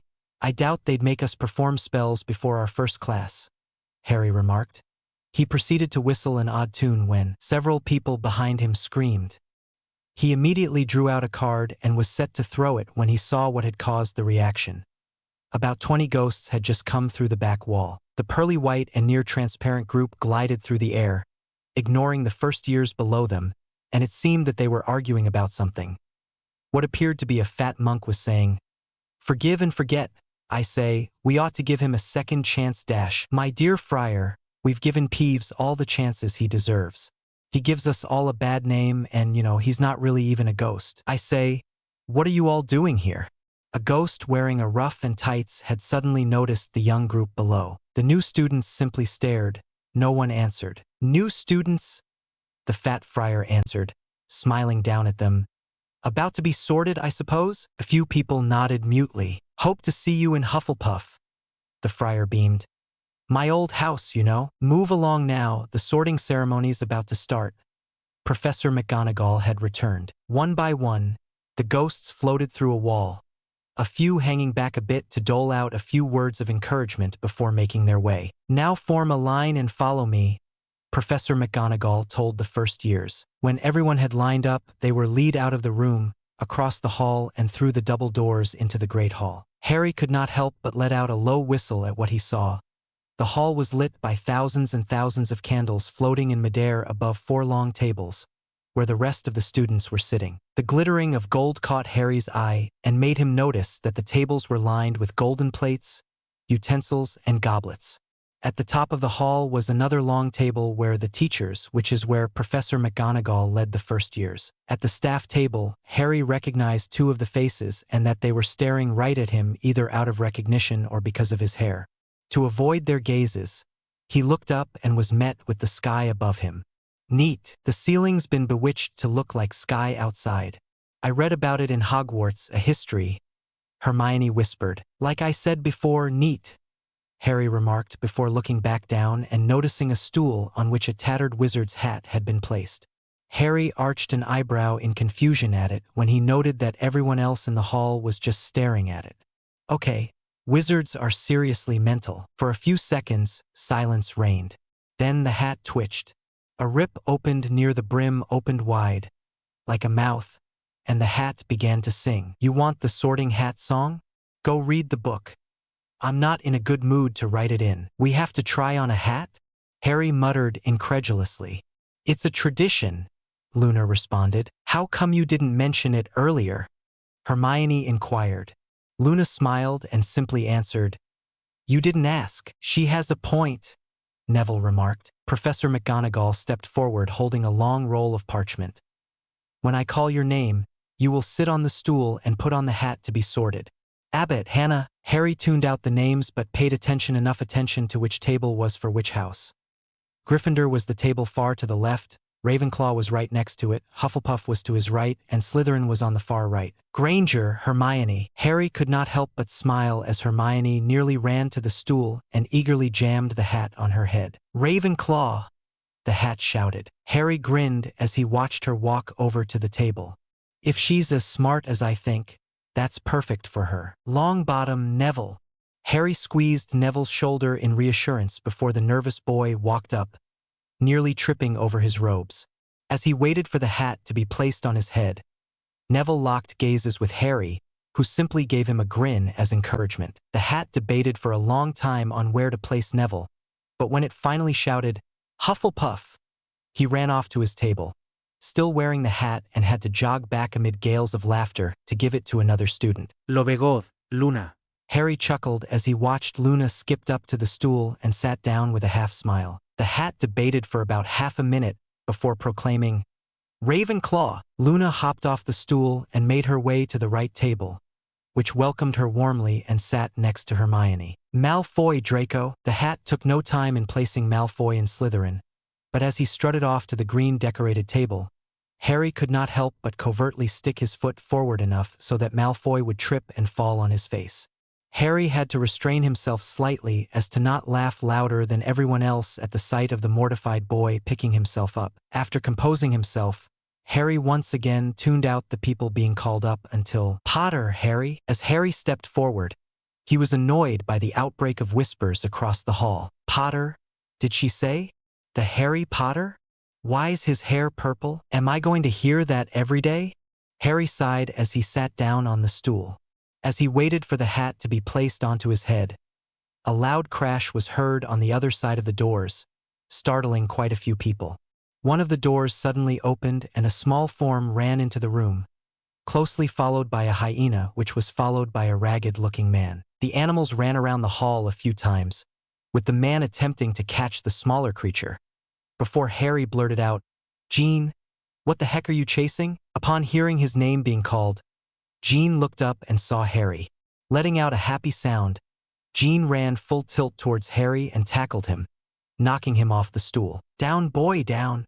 Harry yelled through his laughter as Jean licked his face and ears. "Keep that mutt away from Mrs. Norris," Filch ordered, catching the smaller animal, apparently a cat, and cradling the frightened feline to his chest. "Jin's not a mutt. He's a hyena and technically they're in the same family as cats, so you can't call him a bad dog name," Harry corrected before sticking out his tongue. "Mr. Potter," McGonagall spoke. "Oh, sorry," Harry responded, righting the stool and sitting on it, a happy Jean sitting next to him. He got one last glimpse of everyone staring at him, to his great annoyance, before the hat was placed on his head and slipped over his eyes. "Quite the interesting mind for a child," the Sorting Hat murmured. "Don't worry, I'm only talking to you. No one else knows what I'm saying." "That's a bit of a relief," Harry responded sarcastically. "Wait, does this mean you're in my head?" "Yes, I am. That's why I commented about your mind, as warped as it may be," the Sorting Hat replied. "If you tell anyone about what I do back home, I'll track you down, shred you to pieces, and feed you to Jean," Harry thought. "Fear not, I won't tell what you do back home," the Sorting Hat vowed. "Although what you did to that man with the turkey baster and egg beater a few months ago is highly disturbing. You'd better not tell my secret. And that incident isn't the weirdest thing I've done or seen," Harry replied. "You should see what I can do with a handful of thumbtacks and a cheese grater. I'm slightly terrified of what you'll do to this school, but I have a job to perform. You are quite difficult to place, Mr. Quinzel, you are. Incredibly brave for someone your age, Gryffindor material no doubt. You are astoundingly cunning, perfect for Slytherin. Ravenclaw would be excellent for someone as smart as you, and Hufflepuff is ideal for someone as loyal as you are. But as well as you would fit in with all of the houses, you also have traits that would alienate you. Gryffindor would shun you for your home life, or at least the fact you willingly commit crimes and cause serious harm to others. Slytherin would try to harm you because of what you had no control over. Ravenclaw might be wary of you using your knowledge for less than noble purposes. and Hufflepuff would be anywhere from slightly intimidated to right out terrified of how you act. The Sorting Hat informed. Story of my life. I'm both perfect and totally wrong for both sides of my life back home. And thank you for referring to me by my real last name, Harry responded. You are welcome. Your escapades here will remind this school of the days of the Marauders and definitely give the Weasley twins a run for their money, the Hat commented. I hope there is still something left of this place when you leave. You're really making me nervous here. Will you make up your mind already? You have your birth mother's temper, no doubt about that, the Sorting Hat remarked. But I think we've left everyone quite anxious as to where you'll be. So you've finally decided? Harry wondered. Yes, the Hat responded. Good luck, Mr. Quinzel. I make my own luck. Harry smirked as the Hat prepared to announce which house he was in. And, I'm evil, I know, laughing face. Harry, Joker, and Harley. You got that right, Chapter 10. And, if anyone doesn't like what house I put Harry in, don't hurt me. Runs for her life, Harley. Anyone messes with the writer, they'll get a fish upside the head. Waves around a big fish. Thanks for the save. Where the heck do you keep that thing? Harley? I don't really know, Joker. Hammerspace. Look it up. Sigh. I need to see a shrink. I'm actually having a conversation with fictional characters. Also, sorry for the wait. By the way, I'm looking for suggestions to alternate book/title names. If you got one, let me know. Smiley face. Ravenclaw, the Sorting Hat announced, causing the table to Harry's right, decorated with blue and bronze, to burst into applause and motion Harry over to them. Harry took off the hat and handed it back to Professor McGonagall before making his way over to the table, Jean at his heels. Miss me, Harry joked, sitting with Hermione and Luna as Jean sidled next to him. He fixed his pet with a fierce gaze and ordered, Don't jump on the table. We don't want a repeat of what happened at Thanksgiving dinner. What happened then? Hermione asked. You really don't want to know? Harry responded, a grimace crossing his face. He turned his attention to the last people being sorted, noticing that it was Ron's turn. Wonder where he's going to end up. Gryffindor. Not surprising, Harry thought as he watched Ron being welcomed by Percy and be pestered by Fred and George. After the last student was sorted, McGonagall rolled up the scroll and took the Sorting Hat away. Idle chatter started up as she put the hat away somewhere and returned to the table. When McGonagall sat down, Dumbledore stood up and was beaming at the students, his arms open wide, as if nothing could have pleased him more than to see them all there. Welcome, he spoke. Welcome to a new year at Hogwarts. Before we begin our banquet, I would like to say a few words. And here they are. Nitwit, Blubber, Oddment, Tweak. Thank you. Is he insane? Harry asked to no one in particular as everyone clapped and cheered. Insane? An older year spoke. He's a genius. Best wizard in the world. But he's a bit mad, yes. Want some potatoes? Harry noticed the spread of food suddenly around him. Holy Hermes! Where'd this come from? The kitchens, of course, Luna answered, grabbing some Yorkshire pudding. Okay, Harry remarked when Jean suddenly tried to jump onto the table to get some food. He grabbed his pet by the collar and yanked him away, growling in warning. We don't jump on tables. I've never, someone started. We're bonded. And pass that along, will you? I'm tired of having to explain it over and over. Harry interrupted. Oh, and pass the chicken. What does he like to eat? An older student asked. Mainly raw meat or whatever I don't want to eat, Harry answered before noting that several of the teachers were handing coins to a diminutive man. What are they doing? My guess, Professor Flitwick won a bet, a student said before introducing herself. Penelope Clearwater. What kind of bet? Harry inquired. Most likely the professor's bet on what house you'd end up in, Penelope remarked. I'm guessing the odds were in favor for you getting in Gryffindor, which is why McGonagall looks a bit disappointed. Why'd the odds be for Gryffindor? Harry responded, half guessing what the answer could be while starting on some chicken and giving a Jean a piece. Both your parents were in that house, someone else answered. I may be their son, but I'm not them, Harry retorted, finishing his piece and popping a cherry tomato into his mouth. I'll be in whatever house is good for me, not one somebody else wants me in. That's smart thinking, someone commented. Why else do you think the hat put me here? Harry joked. You have a point. A girl sitting across from him answered. Cho Chong, by the way. By the way, who's the guy with the big nose and greasy hair? Harry asked, recognizing the man as one of the two that tried to kidnap him years ago and not liking the glare he was receiving. That's Professor Snape. He teaches potions? An older student answered. But everyone knows that he'd rather have Quirrell's job. That's him with the turban, defense against the dark arts. He knows an awful lot about dark arts. Snape, but why is he glaring at me? I can think of one reason, but that wouldn't be enough for that level of glare, Harry retorted. Snape doesn't like any other house other than his own. Slytherin, Penelope answered. But maybe there's another reason. Harry looked back to Snape, sticking out his tongue to annoy the man before turning his attention to Quirrell, and immediately got a bad vibe off him. And that was before a sharp, hot pain shot across his scar. Ow, what's wrong? Hermione asked, looking worried. It's nothing, Harry remarked as Jean licked at the scar in comfort, causing him to smile at the soothing gesture before giving Jean another piece of meat and scratching his ears. I guess since Mum or anyone else is here, you'll have to be the person to cheer me up. You'll at least be remembered for having an unusual pet. A ghost spoke. Harry looked up to see a female ghost floating near him. Jean attempted to sniff her but let out a confused sound. I think I'll be remembered for being the boy who lived, or my own spin on it, the boy who didn't die. Harry responded before asking, What are you called? If you don't mind my asking, just call me the Grey Lady, the ghost answered, looking a bit wistfully at the food. You can't eat? Harry asked, noting the look. No, haven't been able to since I died, the Grey Lady sighed. How'd you die? Harry pressed. Harry? Hermione scolded. That's rude. I'm known for being very blunt. Mione, Harry retorted. The Grey Lady laughed.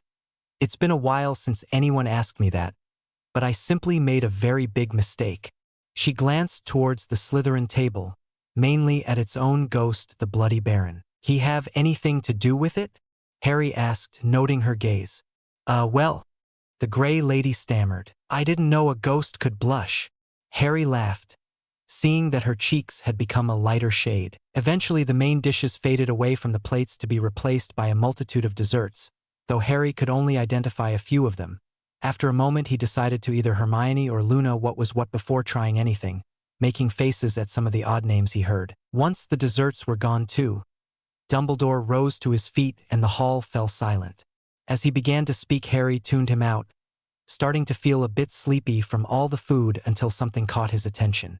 The third-floor corridor on the right-hand side is out of bounds to anyone who does not wish to die a very painful death. Makes you wonder what's hidden up there, Harry remarked, drawing a few looks. Don't even think about going up to find out, Hermione warned. Sorry about that, thing of habit, but I sort of remembered something my Aunt Selina always said. If it's worth protecting, it's really valuable. Harry responded, at the last minute changing what the phrase actually was to not draw more suspicion to himself. Note to self. Don't mention that the phrase is supposed to end, it's worth stealing. And now, before we go to bed, let us sing the school song, cried Dumbledore. Harry noticed that the smiles on the teachers became oddly fixed and heard the groans of the other students around him. Is it that bad? You have no idea, Penelope answered, head in her hands. How bad can it be? Hermione responded. A minute or so later, the song was over with Fred and George finishing at the pace of a funeral march. God, that sucked, Harry muttered before turning to Jean. And I can't believe you sang along with it. I thought it was interesting, especially with Jean joining in.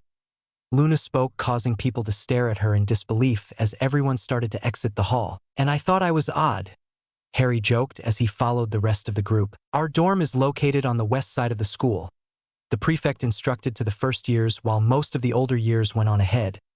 If you get lost, just ask another student, a teacher, or the ghosts and paintings to point you in the right direction, but not Peeves. Who's that?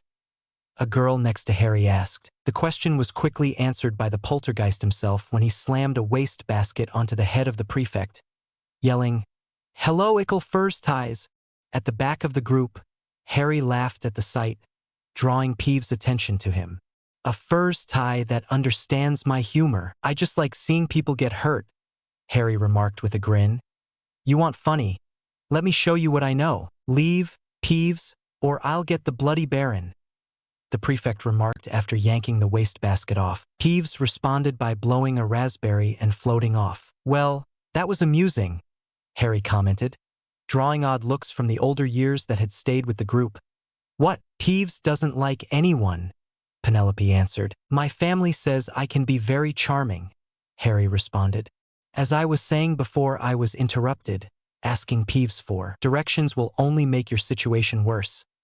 The prefect spoke, pulling out bits of trash stuck in his hair. After composing himself somewhat, the prefect continued to lead the way, warning that the staircases tended to move and some had trick steps that you had to jump over. Eventually, the journey ended up in front of door with a bronze, eagle-shaped door knocker. Unlike the other houses, which use passwords, our common room opens via the answering of a riddle. The prefect spoke, causing Harry to grin. What walks on 4 legs in the morning, 2 in the afternoon, and 3 at night? The door knocker asked. Man, Harry spoke without hesitation, drawing a few looks when the door did open. He simply met the stares with a dismissive shrug. I've heard harder ones from my uncle. Like what? Hermione asked. What's worse than being dead? Harry responded off the top of his head. That's an interesting one, Luna spoke. Is there more than one answer? I guess. My uncle said one of them was being forgotten, but he's a bit odd like that. Even compared to the rest of my family, Harry answered before taking a better look at the common room, briefly glancing over the shelves of books and noting the very relaxing atmosphere. If it were a bit more chaotic in here, I'd be reminded of one of Uncle Riddle's hideouts. Boys' rooms are through here, the girls are through this one. The prefect spoke, directing the way. Who's the statue of? Harry asked as people either made their way up to the dorms or hung around in the common room catching up with their friends. For some reason, he was drawn to the white marble statue of a woman wearing a sort of crown. That's one the founders of Hogwarts, Rowena Ravenclaw. The Grey Lady spoke. Her motto was, "Wit beyond measure is man's greatest treasure." Harry glanced at the ghost and back to the statue several times. You two look kinda similar. The Grey Lady was quiet for a moment before whispering. She was my mother. Why were you hanging around here then? Harry asked. Like I said, I made a mistake. The Grey Lady answered before floating away. Your family is right. You are very charming, Luna teased before making her way up the girl's side. Being too charming will get you into trouble, though, Hermione advised, picking up on what Luna had said. Someone has to make sure I don't do anything incredibly stupid. But that never really works anyways. Harry laughed as he headed up to his dorm room. Entering the room, Harry noted that his trunk was already there and Jean had taken to lying down on his bed already. The animal picked up his head and stared at his owner for a moment before yawning widely and settling back down, causing Harry to grin at the uneasy looks the simple action caused among his dorm mates. Harry changed into some pajamas quickly and hopped into bed, nudging Jean to lay closer to the headboard so as to have more room. Word of warning, guys. Knock before you try to wake me, Harry informed with a smirk as he closed the curtains around him. The other boys in the room glanced at each other warily. Do you think he was joking? Hard to tell. After making sure the curtains were secured tightly around the bed, Harry laid back and pulled out a small mirror, glad that Remus had found another way to communicate with home. Mum? Dad? Anyone there? Harry, how are you? Harley yelled, causing Harry to wince. Keep it down, Mum, Harry responded with a smile. I'm doing fine so far. I've made a few new friends already. That's great. Harley beamed. Why are you talking to a mirror? Joker's voice spoke somewhere over Harley's shoulder. I'm talking to Harry, Harley retorted. Harry chuckled when Harley suddenly disappeared and his father showed up. Hi there, Dad. How you doing, kiddo? Joker asked. Fine. I've met a couple of the school's resident pranksters, Harry responded, a wide grin crossing his face. I think I can teach them a few tricks of my own, 'cause a little chaos here. That's my boy. Joker beamed before he was pushed out of the way by Harley. So, everything's good? No problems? Harley inquired. I'm fine, like I said, but can you send me some special hair dye? I need a bit of a change, Harry responded with a scheming tone. Meaning what exactly? Harley responded. He wants to blow something up. Joker's voice answered. Wait at least a week before you do that, Remus' exasperated voice spoke. By the way, what house you'd get into? I'm a raven, Harry responded. And at least send some bottles with some stuff in them, so I can keep up the lie that I dye my hair. Why do you want to lie about that? Harley inquired. It's a rare ability, remember? I think it's better to keep something like that to myself at least. Harry reasoned. That sort of thinking is why you're in Ravenclaw, Remus spoke. Though I had hoped you'd have been in Gryffindor. I'm my own person, remember that? Harry retorted. They talked for a little while longer before Harry bid goodnight and stowed away the mirror in a safe place. He laid back and had a gentle grip on Jin's fur as he drifted off into dreams of multicolored explosions. First week, and I've created a forum for readers of the story because of an idea a friend had. Use it to debate what you guys think I'll do with this crazy series and what you think of everything so far.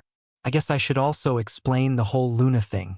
I decided to age her up a bit so she'd be in the same year as the rest of the group because, admittedly, she's one of my favorite characters and she's such a kick to write. Joker. I thought you did that for other reasons. Like what, Harley? To have someone crazy around so Harry doesn't get too homesick. Is Jean. Harry. Jean can't talk. Jean. Just because you don't listen to me doesn't mean I can't talk. Everyone. Holy shit. It was quickly learned by everyone in his dorm room and filtered out to the rest of the house that Harry was not a morning person by any stretch of the imagination.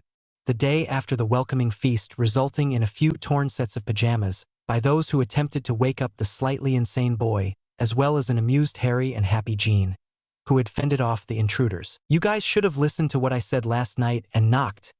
Harry laughed at his roommates when they remembered that Jean sleeps in the same bed as Harry as a protective and comforting measure. Sure. A boy, Terry Boot, stammered before he and the other boys quickly changed and left the room. As the week went on, it was also quickly learned that if you wanted to wake up Harry in the mornings without being torn to shreds, you asked either Hermione Granger or Luna Lovegood to do the job. Monday. That's him right there. Yeah. Can you see his face? What about his scar? He's the one with the purple hair, right? Harry grew quickly annoyed at the number of people staring at him and whispering, some quiet, some not, which had him as the main topic. People who were lined up outside classrooms stood on tiptoes to get a better look at him, and some people even double back to get a second glance. It's a magical school. How odd is it to have someone walking around with purple hair? Harry muttered under his breath as he heard someone else comment on his look. As soon as I get that dye, you dye your hair? Hermione asked. Does this look natural? Harry remarked while holding up a purple lock. Also, I want to show off my house pride, but dyeing your hair?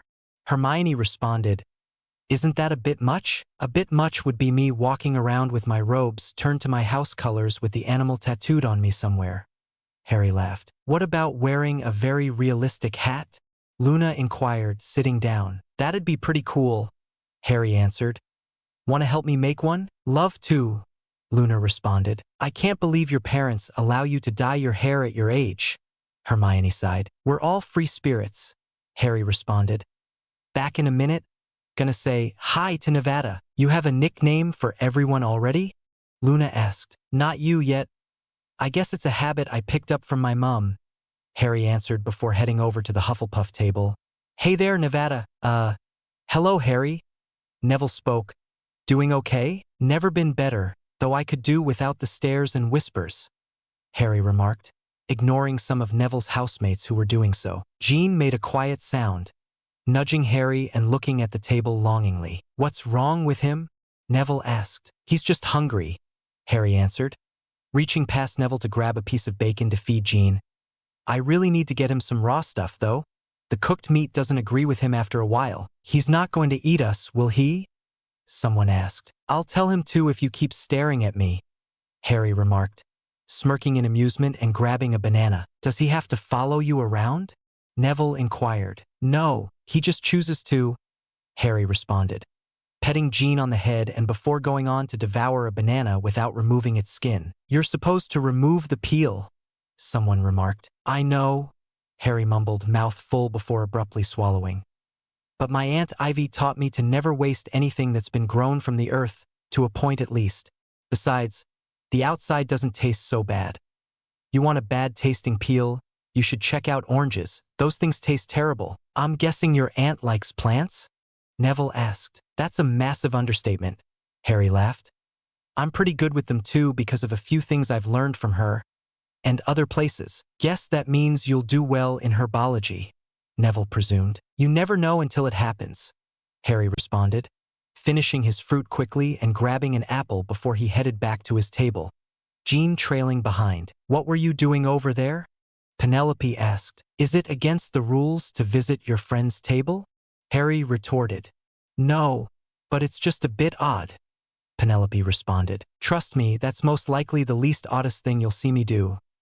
No, Jean, your breath smells like bacon and I don't want my hair smelling like it for the rest of the day, Harry remarked, pushing away the pet and feeding him a bit of sausage. What's he trying to do? Hermione asked, looking at the disappointed creature. He wants to groom my hair, but like I said, he has bacon breath and my hair will smell all day if he does that, Harry answered. What's wrong with bacon hair? Luna remarked, scratching Jean behind his ears. The smell tends to annoy others, Harry answered as the class schedules were passed out. We have herbology up first? Plants great, you like plants, Hermione stated sarcastically. You should see some of the ones I take care of back home. Granted they're my aunts, but you'd be surprised at some of them, Harry responded. How bad could some muggle plants be?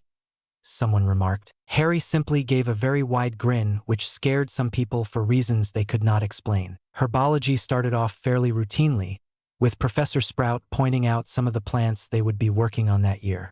Things took a turn for the odd when one of the plants suddenly wrapped up Harry in its vines and lifted him off the floor. Eventually, they were able to pry the plant off Harry, but only after he promised it that he would be back before his next herbology class to visit. The rest of the day was fairly uneventful, if you ignored the repeated cases of Jean chasing after Mrs. Norris throughout the school, which quickly earned him a spot of admiration among the students. Tuesday. What's up first? Harry asked. Charms. Luna answered. Read your schedule, Harry. Stop asking us. Hermione sighed. I don't memorize things I don't like, so I've got you guys to tell me, Harry responded. What if we're not here? Hermione pointed out. I guess I'm not going to my classes then. Harry laughed at seeing the horrified look on Hermione's face. The class itself was fairly interesting, especially since it opened on the note of Professor Flitwick falling off his stack of books in excitement when he read Harry's name out loud. He's my head of house, so he shouldn't have done that. But that was fairly amusing, Harry remarked as they were given the basics before starting off on a simple spell, which had some unexpected results with Harry's attempts. As much as I like explosions, this is getting really annoying, Harry retorted, wiping soot off his glasses once again. At least class is over. Mr. Potter, mind staying a moment? Professor Flitwick called. See you guys in a bit, Harry said as stayed behind. Sorry about the explosion. They were unintentional, I swear. I know they were, but I think it's an indicator of a problem, the diminutive professor reasoned. So what do you think my problem is? Harry asked. Most people have magic but need a wand acting as a focus to make it usable, but you are different, Professor Flitwick spoke. You are easily capable of using spells, given the right push or incentive, without a wand, but it tends to not work how you want it to. It seems like you will something to happen more so than, say, a spell, as evidenced by what happened during class. Again, I'm really sorry about that, Harry apologized. No harm done, Professor Flitwick responded. I believe what the problem is the fact your magic seems to be extremely chaotic, even though it should be balancing out now that you're learning to control it. Did you do a lot of accidental magic before arriving here? Constantly using magic, then going to almost not using it at all might be what's occurring, a backlog of your magic. Well, not accidental magic, so to say, Harry answered, uncomfortable. I'd rather it not get out. I can do this. You have my honor as your teacher, your head of house, and a wizard that nothing you say will leave this room, Professor Flitwick assured. Harry bit his lip for a moment before having his hair shift to black and shuffle through several different colors and styles before going back to what he had before. You're a metamorphmagi, the professor remarked. Yeah, I'd rather it not get out. People stare at me enough as it is, Harry responded. I understand, but it's an odd coincidence. We had one graduate just last year, the professor stated. I presume you change your hair color often back home? Yep. Several times a day usually, Harry answered. That might be the core of the problem then. It may be that the amount of magic used, while small on its own, to change your appearance is enough to release excess magic so it doesn't burst out at odd or inconvenient times, Flitwick reasoned. But since you can't do it now without revealing your ability, your magic reacts in odd ways. With some practice, you should have it under control, but a problem might arise when you get older. What sort of problems? Harry inquired. As a wizard gets older, their magic grows and becomes stronger with them, Professor Flitwick informed. But with you, it seems that your magic may increase to the point where using a wand would actually hinder your magical abilities. I worry that point might come while you're still at Hogwarts, judging by how strong it is already, and that would make things a bit difficult for you here. I'll burn that bridge when I get to it, Harry stated. But in the meantime, got any advice? You could practice your magic in the common room. Since it's usually a regular occurrence, no one would think twice about it, Flitwick offered. You'd be letting off your extra magic while also getting valuable experience on how to do your spell work. Sounds like a plan, Harry remarked before leaving the room, heading to his next class in no hurry since it was history of magic, and he doubted that Professor Binns would notice him walking in late. Wednesday. What we got up first? Harry asked, eating a piece of toast. Potions, Hermione answered.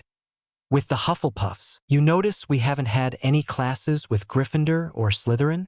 Harry remarked. A little strange, I guess, Hermione responded. Not that I'm complaining. A class with Snape's own house might be a disaster, especially if it's in his own class, Harry reasoned, finishing off his toast and popping a cherry tomato into his mouth. You may not care about your schedule, but at least you're taking to your spell work just fine, Hermione remarked. I was surprised that you were practicing already. I like doing things more than hearing about them, Harry reasoned. Harry felt quite at home in the dungeons where the class was held. It made him think of some of the hideouts back home, but without the comforting feeling and the fact it was fairly cold down there. He wondered if it was the gloomy atmosphere or the jars of pickled animals that lined the walls that made him feel slightly homesick. He half listened to when Snape talked, only noting that the man had a gift of instilling a sense of control over the classroom without much effort. Potter, Snape said suddenly. What would I get if I added powdered root of asphodel to an infusion of wormwood? A sleeping potion called the Draught of Living Death, Harry answered casually, inwardly smirking at the look on Snape's face, knowing that he was right. Where would you look if I told you to find a bezoar? The stomach of a goat or a similar animal. It can save you from most poisons, Harry fired back. What is the difference between monkshood and wolfsbane? There's none. They're the same plant and also goes by the name aconite. Harry could not help but grin at the frustrated look on Snape's face. Snape quietly glared before putting up instructions for their potion and stalking about the classroom, criticizing everyone's attempts. When he approached Harry, who was working with a look of serenity on his face, he gritted his teeth before inwardly smirking. Let's see what you've got stowed away in your mind, he thought before making eye contact with Harry. Snape found himself in a contradictory mindscape. A part of it was an open field decorated with a tree here and there, while another part looked like a towering, ominous building which bore the name Arkham on the front. What are you doing here? A voice demanded. Snape turned to see a version of Potter standing before him, sporting green hair. You tried to take Harry away from his home. Why were you in our head? Prank demanded. He growled in anger before declaring, Stay out of his head or I'll show you that our mind is never a good place to be. In the real world, Snape took a small step back as he was forcibly ejected and tried to ignore the burning on his arm. Harry nearly dropped a vial as he held his head with one hand, glaring at the older man through his fingers. Harry, are you okay? Neville asked. I'm fine, Harry responded, glancing sideways and seeing the ingredients in his friend's hand. Take the cauldron off the fire before putting in the porcupine quills. Oh, thanks. Neville set the ingredients down and did as Harry instructed. What was he up to? He was in your mind. I got him out before he did anything. Harry clenched his teeth in anger. No one messes with my head. Are you sure you're all right? Neville pressed. I'll be fine, Harry answered before grinning. I think we're a bit short on a few ingredients. Mind getting them, Nev? But we have everything. Neville trailed off when he saw the manic glint in Harry's eyes. But it couldn't hurt to have a bit extra. Harry grinned as Neville walked away from their table and he carefully withdrew a small bottle from his robe. After making sure that Snape was not watching him, Harry added a few drops to the potion and hiding the bottle in time for the mixture to start emitting a purple smoke. "Potter!" Snape yelled, seeing the reaction. "Don't mess with my head," Harry stated as he got up from the table and walked away from it, plugging his ears before the cauldron exploded. The classroom was quickly evacuated as everyone ran for their lives, Harry bringing up the rear at a leisurely pace. "I can't believe you deliberately botched the potion so it would blow up," Neville remarked. "I didn't like the way he was bugging me, and if you haven't figured it out by now, I love explosions." Harry laughed, brushing off some soot from his robes. "Can't tell them it was really payback against Snape for trying to get into my head. I'd have to explain prank too." "That was very dangerous," Hermione warned. "Not if you know what you're doing," Harry responded, setting off down the hall with a slight skip to his step. "What has he been doing in his life to be like that?" Hermione asked to no one in particular. "But most likely you'll have detention for that amount of time," Hermione pointed out. "It'll be a piece of cake, compared to what goes on at home," Harry responded. "What do you do that would make detention with Snape seem so easy?" Hermione asked, also hoping for a clue to where Harry lived. "It's more of what I see," Harry answered, knowing what Hermione was doing. "Like what?" Luna asked. "Adults running around in colorful costumes," Harry answered, knowing that there were quite a few cities in America with that description. Hermione seemed to know this bit of information too, judging from the irritated look on her face. "If you don't figure out where I live by the end of the school year, I'll tell you. Okay? Why do you tease her?" a voice asked. "You guys say something?" Harry inquired, confused since the voice did not sound like Hermione or Luna. "No. Are you okay?" Hermione appeared a bit worried. "I guess it was just my imagination," Harry responded. "Hope no one knows what goes on in there." "Okay. Seriously, cut that out," Harry exclaimed, a bit ticked off. "This place is causing Brother to lose his mind. Where's that funny-looking cat? I want to chase it again." "Brother chasing a cat?" Harry muttered quietly before looking down at Jean, who was grooming himself. "Why's Brother staring at me? Am I doing something weird?" Harry finally realized what was going on. He was hearing Jin's thoughts. The revelation caused him to stare at his pet for a few minutes before passing out in shock. "Thursday. What's the schedule for today?" Harry inquired, once again eating a banana with its peel still on. Hermione had given up on telling Harry to peel it first. It just made him eat the fruit more often that way to irritate her, and answered his question. "Transfiguration first up, then defense against the dark arts, and I think we have herbology too, but I'm not sure if that's before or after lunch. Also, we have astrology tonight. By the way, are you feeling okay from yesterday?" "Yeah, I'm fine. Just a little shocked that I could actually hear Jean," Harry responded. "You two are bonded," Luna reminded. "Maybe Hogwarts wanted you two to understand each other better." "That's an interesting thought, even though a building can't be sentient," Hermione replied. "What makes you think a building can't be aware?" Harry spoke. "It's an inanimate object," Hermione reasoned. "So are the suits of armors, but they move," Harry pointed out. "Because of magic," Hermione retorted. "You're upset about something," Harry stated. "What are you talking about?" Hermione responded. "You're more argumentative than usual, and that combined with the fact Jean told me that you've been, and I quote, smelling sad lately," Harry informed.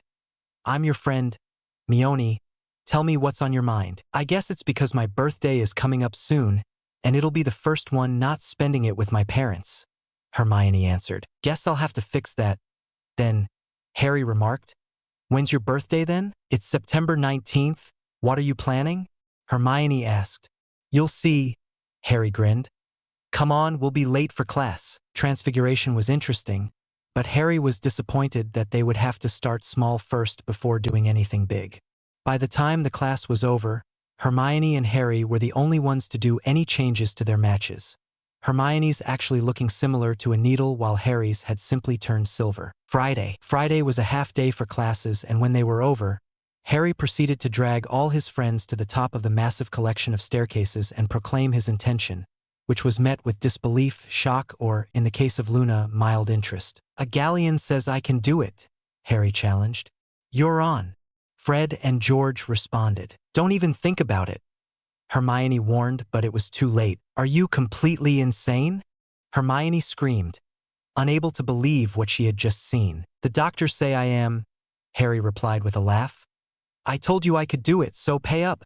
Fred and George grumbled before digging into their pockets and flipping a coin down to Harry, which he caught easily. You're very athletic, Luna remarked as she and the others made their way down. Flexible and pretty strong too. Harry proceeded to demonstrate by bending over backwards and placing his palms flat on the ground while still keeping his feet firmly planted. He arched his back slightly, before pushing off with his feet so that he was standing upright on his hands, did a few push-ups while in this position before pushing off with his hands and landing upright. I bet not a lot of people here can do that. Some people can't do that in the Muggle world, Hermione retorted. Just shows that wizards can be a bit slow, Harry responded before dropping to his hands and starting to do push-ups. Honestly, it surprised me how different things are here and back home. What do you mean? Luna inquired. Back home, Muggle and magical things are sorta combined, Harry answered. For example, I've seen wizards use specially made electronic devices that are protected against magic, since they're more convenient than most wizarding options. I've never even heard of anything like that, Hermione replied. That's because it seems that British wizards tend to live in the past, Harry replied before speaking to Luna. No offense. None taken. I can see what you mean, Luna responded, glancing at the torches. Can you do anything else? There's this. Harry proceeded to stick his tongue up his nose. That is gross, Hermione deadpanned. I'm an 11-year-old boy. Gross is what I do. I can vouch for that, Jean remarked with a sigh. No one else would understand you though, Harry teased, drawing looks from anyone who did not know his latest secret. And if anyone is going ask, Harry uses his holly and phoenix feather wand during classes and in public and uses the other wand for less legal things. Chapter 12. Konnichiwa, Harry. I'm guessing you had fun at Fanime. You have no idea. Grins for those who have no clue what I'm taking about. Fanime is the biggest anime convention held in California. It's a 4-day event that starts the Thursday of Memorial Day weekend and has everything an anime fan would love. If any of the readers were there, you might have seen me walking around. I was a blind attaché with a cane. Tongue sticking out. Jean, get on with the story. Okay. You're annoying now that I've made it so that you can talk. How's it going, Richie? Harry asked the mirror. Been a bit boring without you around. But then with all the crazies around here, that doesn't last long, Deck answered with a laugh. So how's the how magic thing working out for you? Not half bad. But I'm ticked off with all the staring, Harry muttered, glaring at a group who was doing just that. I'm famous for something I don't remember. Dumb in it? A bit, Deck responded. Anything interesting happen yet? Other than it nearly falling off a staircase when it moved. Not much, Harry answered, chuckling at the look on Deck's face. Also, there's a lack of comics. I could send some though, your uncle, Deck offered. Harry smiled. I'll bring back some wizarding candy to thank you with. That should be interesting, Deck responded. You have no idea, Harry muttered, remembering his first thoughts about chocolate frogs. Deck's name was called from somewhere beyond the sight of the mirror, causing him to look over his shoulder. Be there in a minute, Bruce. I gotta go. Talk to you later. Bye, Rich. Harry spoke as his friend's image disappeared and tucked the mirror away into a pocket. Who were you talking to? Bruce asked as he checked to make sure his gauntlets were fastened securely. Harry, Deck responded, attaching his cape. He gave me this neat little mirror that lets me talk to him. Magic's pretty cool, but it could be overused, Bruce pointed out. Next time you talk to him, tell Harry not to lag on working himself physically. Deck gave a shrug as he applied his domino mask and watched Bruce pull the cowl on. I was looking for you guys, Harry stated with a smile as he approached Fred and George. What for? Fred answered. You guys know your way around the school pretty well, right? Harry spoke. What makes you say that? George responded, a mischievous glint in his eyes. The first rule of pranking, know your surroundings along with any and all escape routes, Harry stated with a grin. Me and my dad, both blood and adopted, have written books on the art, but I've perfected it. So tell me where the kitchens are or else. Or else what? Fred asked. Harry grinned widely. You'll be subjected to a prank that involves duct tape, a lot of toothpaste, glue, and the assistance of Peeves. I'll let you guys try to figure out what I'll do with that stuff. Fred and George looked from each other to Harry and back before George spoke. We'll show you the way, Mr. Prince of Pranking. The two grabbed one of Harry's arms and dragged him off, Jean staring at the sight before chasing off after them. Here we are, Fred announced. The group was standing in front of a painting of fruit. All you have to do is tickle the pear and you'll get in, George informed. I'll try to remember that, Harry muttered as the two left. Fox twins remind me of Odd Human and Alpha, Jean remarked. I sorta get that Fox twins would be Fred and George, but Odd Human and Alpha, who's that? Harry questioned. Odd Human is the one who plans things for Alpha, who takes care of me, Tonic, Mom, and Dad when you're busy, Jean answered. Harry thought over what was said before realizing who Jean was talking about. Odd Human is Dad and Alpha is Mom? Yes, I thought that was clear, Jean answered. Not to me, Harry shrugged. But enough stalling, I've got plans to finish. Brother, what are you planning? Jean asked. Just a little something for Hermione, Harry answered before noticing that Jean looked a bit clueless. She's the one with the brown, bushy hair and reads books all the time? You mean Paper, Jean responded. Paper? Harry questioned. Why do you call her that? That's what she smells like to me. It's easier to call someone what they smell like instead of the things you humans do, Jean answered. We want to be unique, but that usually doesn't work out too well. There are only so many decent names out in the world, Harry reasoned. Still, the names humans come up with are weird, Jean muttered. Like yours are any better, Harry thought as he reached up to the painting and tickling the pear as instructed. He arched an eyebrow when the fruit turned into a doorknob. Not like that's the weirdest thing here. You're one to talk, Jean remarked, earning a glare from Harry as he pulled open the door and was met by the slightly odd sight of creatures about the height of his knees staring straight at him. If you don't mind my asking, what are you guys? Harry inquired, staring down at the odd creatures while keeping a hold on Jin's collar. One of the creatures stepped forward a bit, gave a bow and spoke. We are house elves, young master. House elves? Why are you here? Harry tugged on Jin's collar in warning when he tried to get closer. We take clean and take care of Hogwarts and do the cooking for all the meals, the house elf spoke. Are there a lot of you? Over 100 at least, another house elf spoke. Do you guys have names or something? Harry was a little surprised when they stared at him and started whispering. Did I say something offending? Wizards don't ask our names or worried they offended us, the first house elf spoke. Harry gave a shrug. I'm not like most people. Do you guys mind if I make something? My friend's birthday is today and I want to give her a cake. We can do that for you. I'm sure you can, but I want to make sure my cooking skills don't get rusty, Harry smiled. Brother, meat? Jean begged. Do you have some raw meat you can give to Jean here? Harry asked. Wow, you guys sure do aim to please, Harry joked as he set the plate down. Jean, only eat what's on the plate. Don't eat any of the house elves. Meat! Was Jin's only response as he attacked the plate. When it comes to food, you've got a one-track mind, Harry laughed before turning to the house elves. I need some ingredients. What do you guys have? What do you need? We have everything one would want. Harry grinned before listing off the things he would need, which the house elves scrambled to get, and despite their offers, he proceeded to make the cake himself. Okay, who wants to try some? Harry asked after the cake had cooled a bit and was met with odd looks. What? Most wizards? I'm not like most wizards. How many times do I have to say that? Harry retorted. I need someone to taste test this cake, so I can be sure the next one is good. It took some convincing and near pleading on Harry's part to convince one of the house elves to actually step forward and try.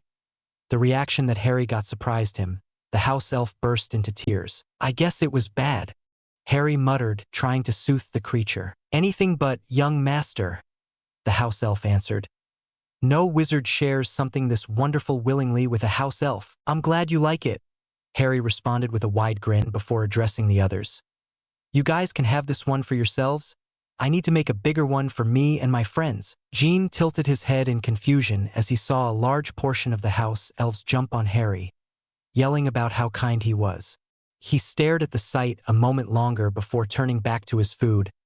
These things are weirder than humans. Long night, Luna half asked, half stated. It was worth it though, Harry responded, covering his mouth as he yawned. What was worth it?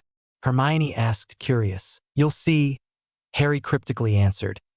You guys head down to breakfast. I need to grab something real quick. Harry separated from his friends and headed down to the kitchens to grab the cake, greeting the house elves with a quick hello, and headed up to the Great Hall, nearly crashing into Neville on the way. Sorry about that, Nev, Harry apologized after making sure his cake was unharmed. It's okay, Neville responded before noticing what Harry was carrying. What's that for? It's Hermione's birthday, so I decided to celebrate a bit, Harry responded. Come on, you're sitting with us today. What for?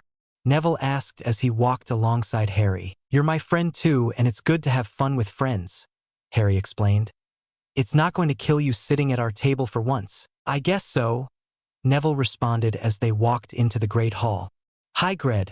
Hi Forge, Harry greeted upon seeing the twins. Hello to you, George responded. What's with the cake? It's for Hermione. You're welcome to join us for a slice, Harry offered. Free cake.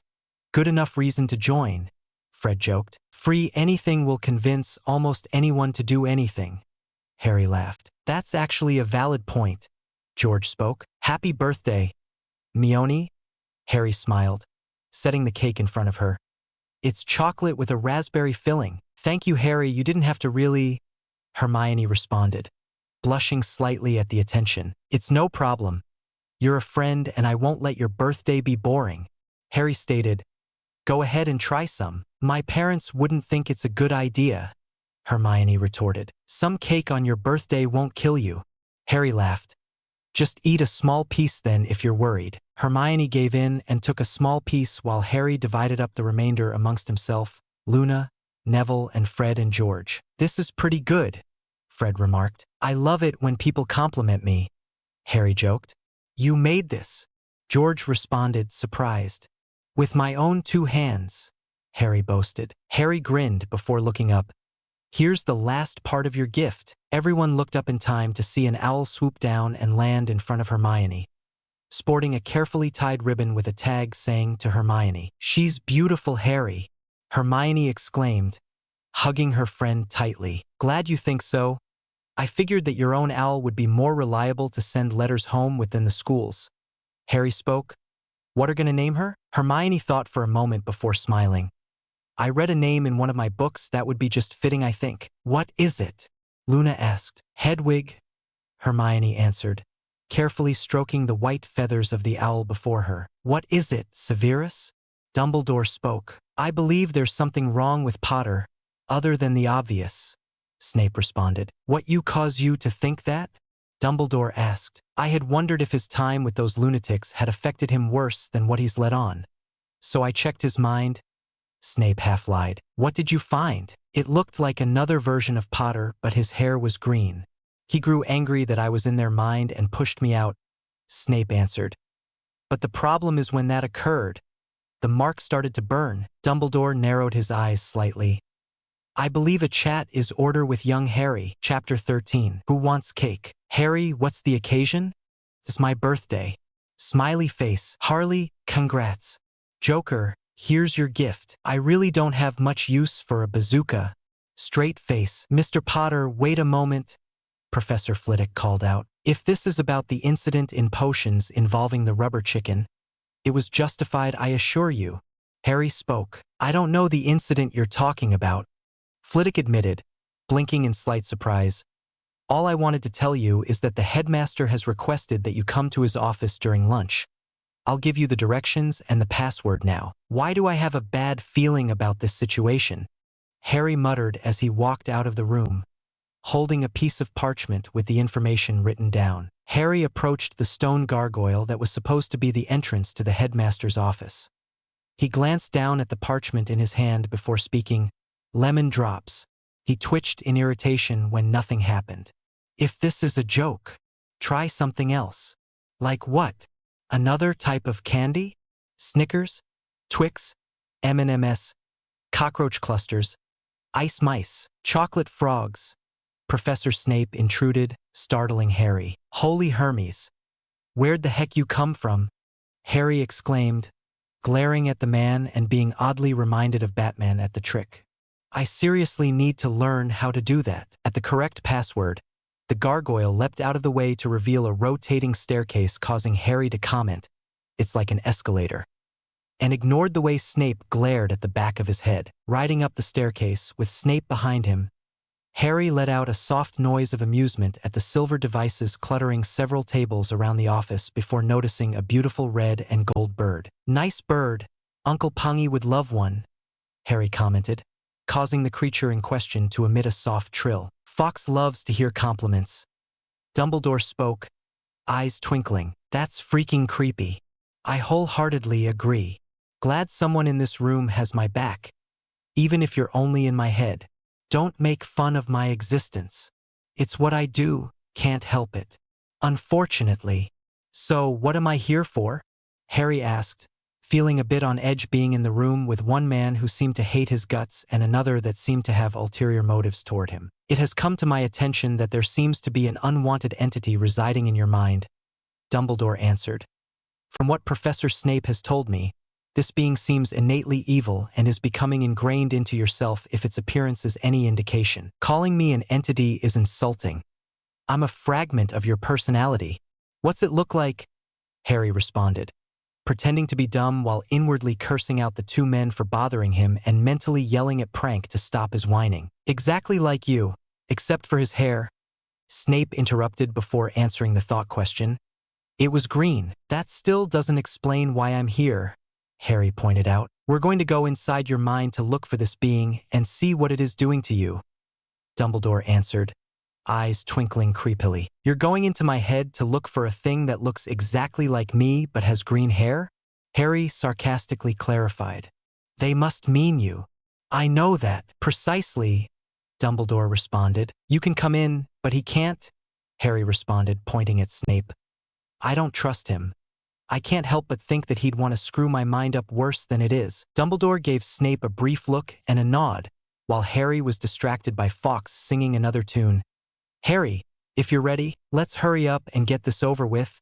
I want to get some lunch," Harry responded. "Very well," Dumbledore spoke before drawing his wand. "If you use that to attack me, you're going to end up with a foot in your crotch," Harry threatened. "I assure you, I won't," Dumbledore promised before pointing the wand at Harry. Legilimens. Dumbledore found himself in an area that was mainly an open field, with a few hills and several trees here and there. But in contrast to the field was an imposing building some distance away, surrounded by tall fence and a set of iron gates bearing the words Arkham Asylum. Dumbledore stared at the building, while Snape appeared beside him and spoke.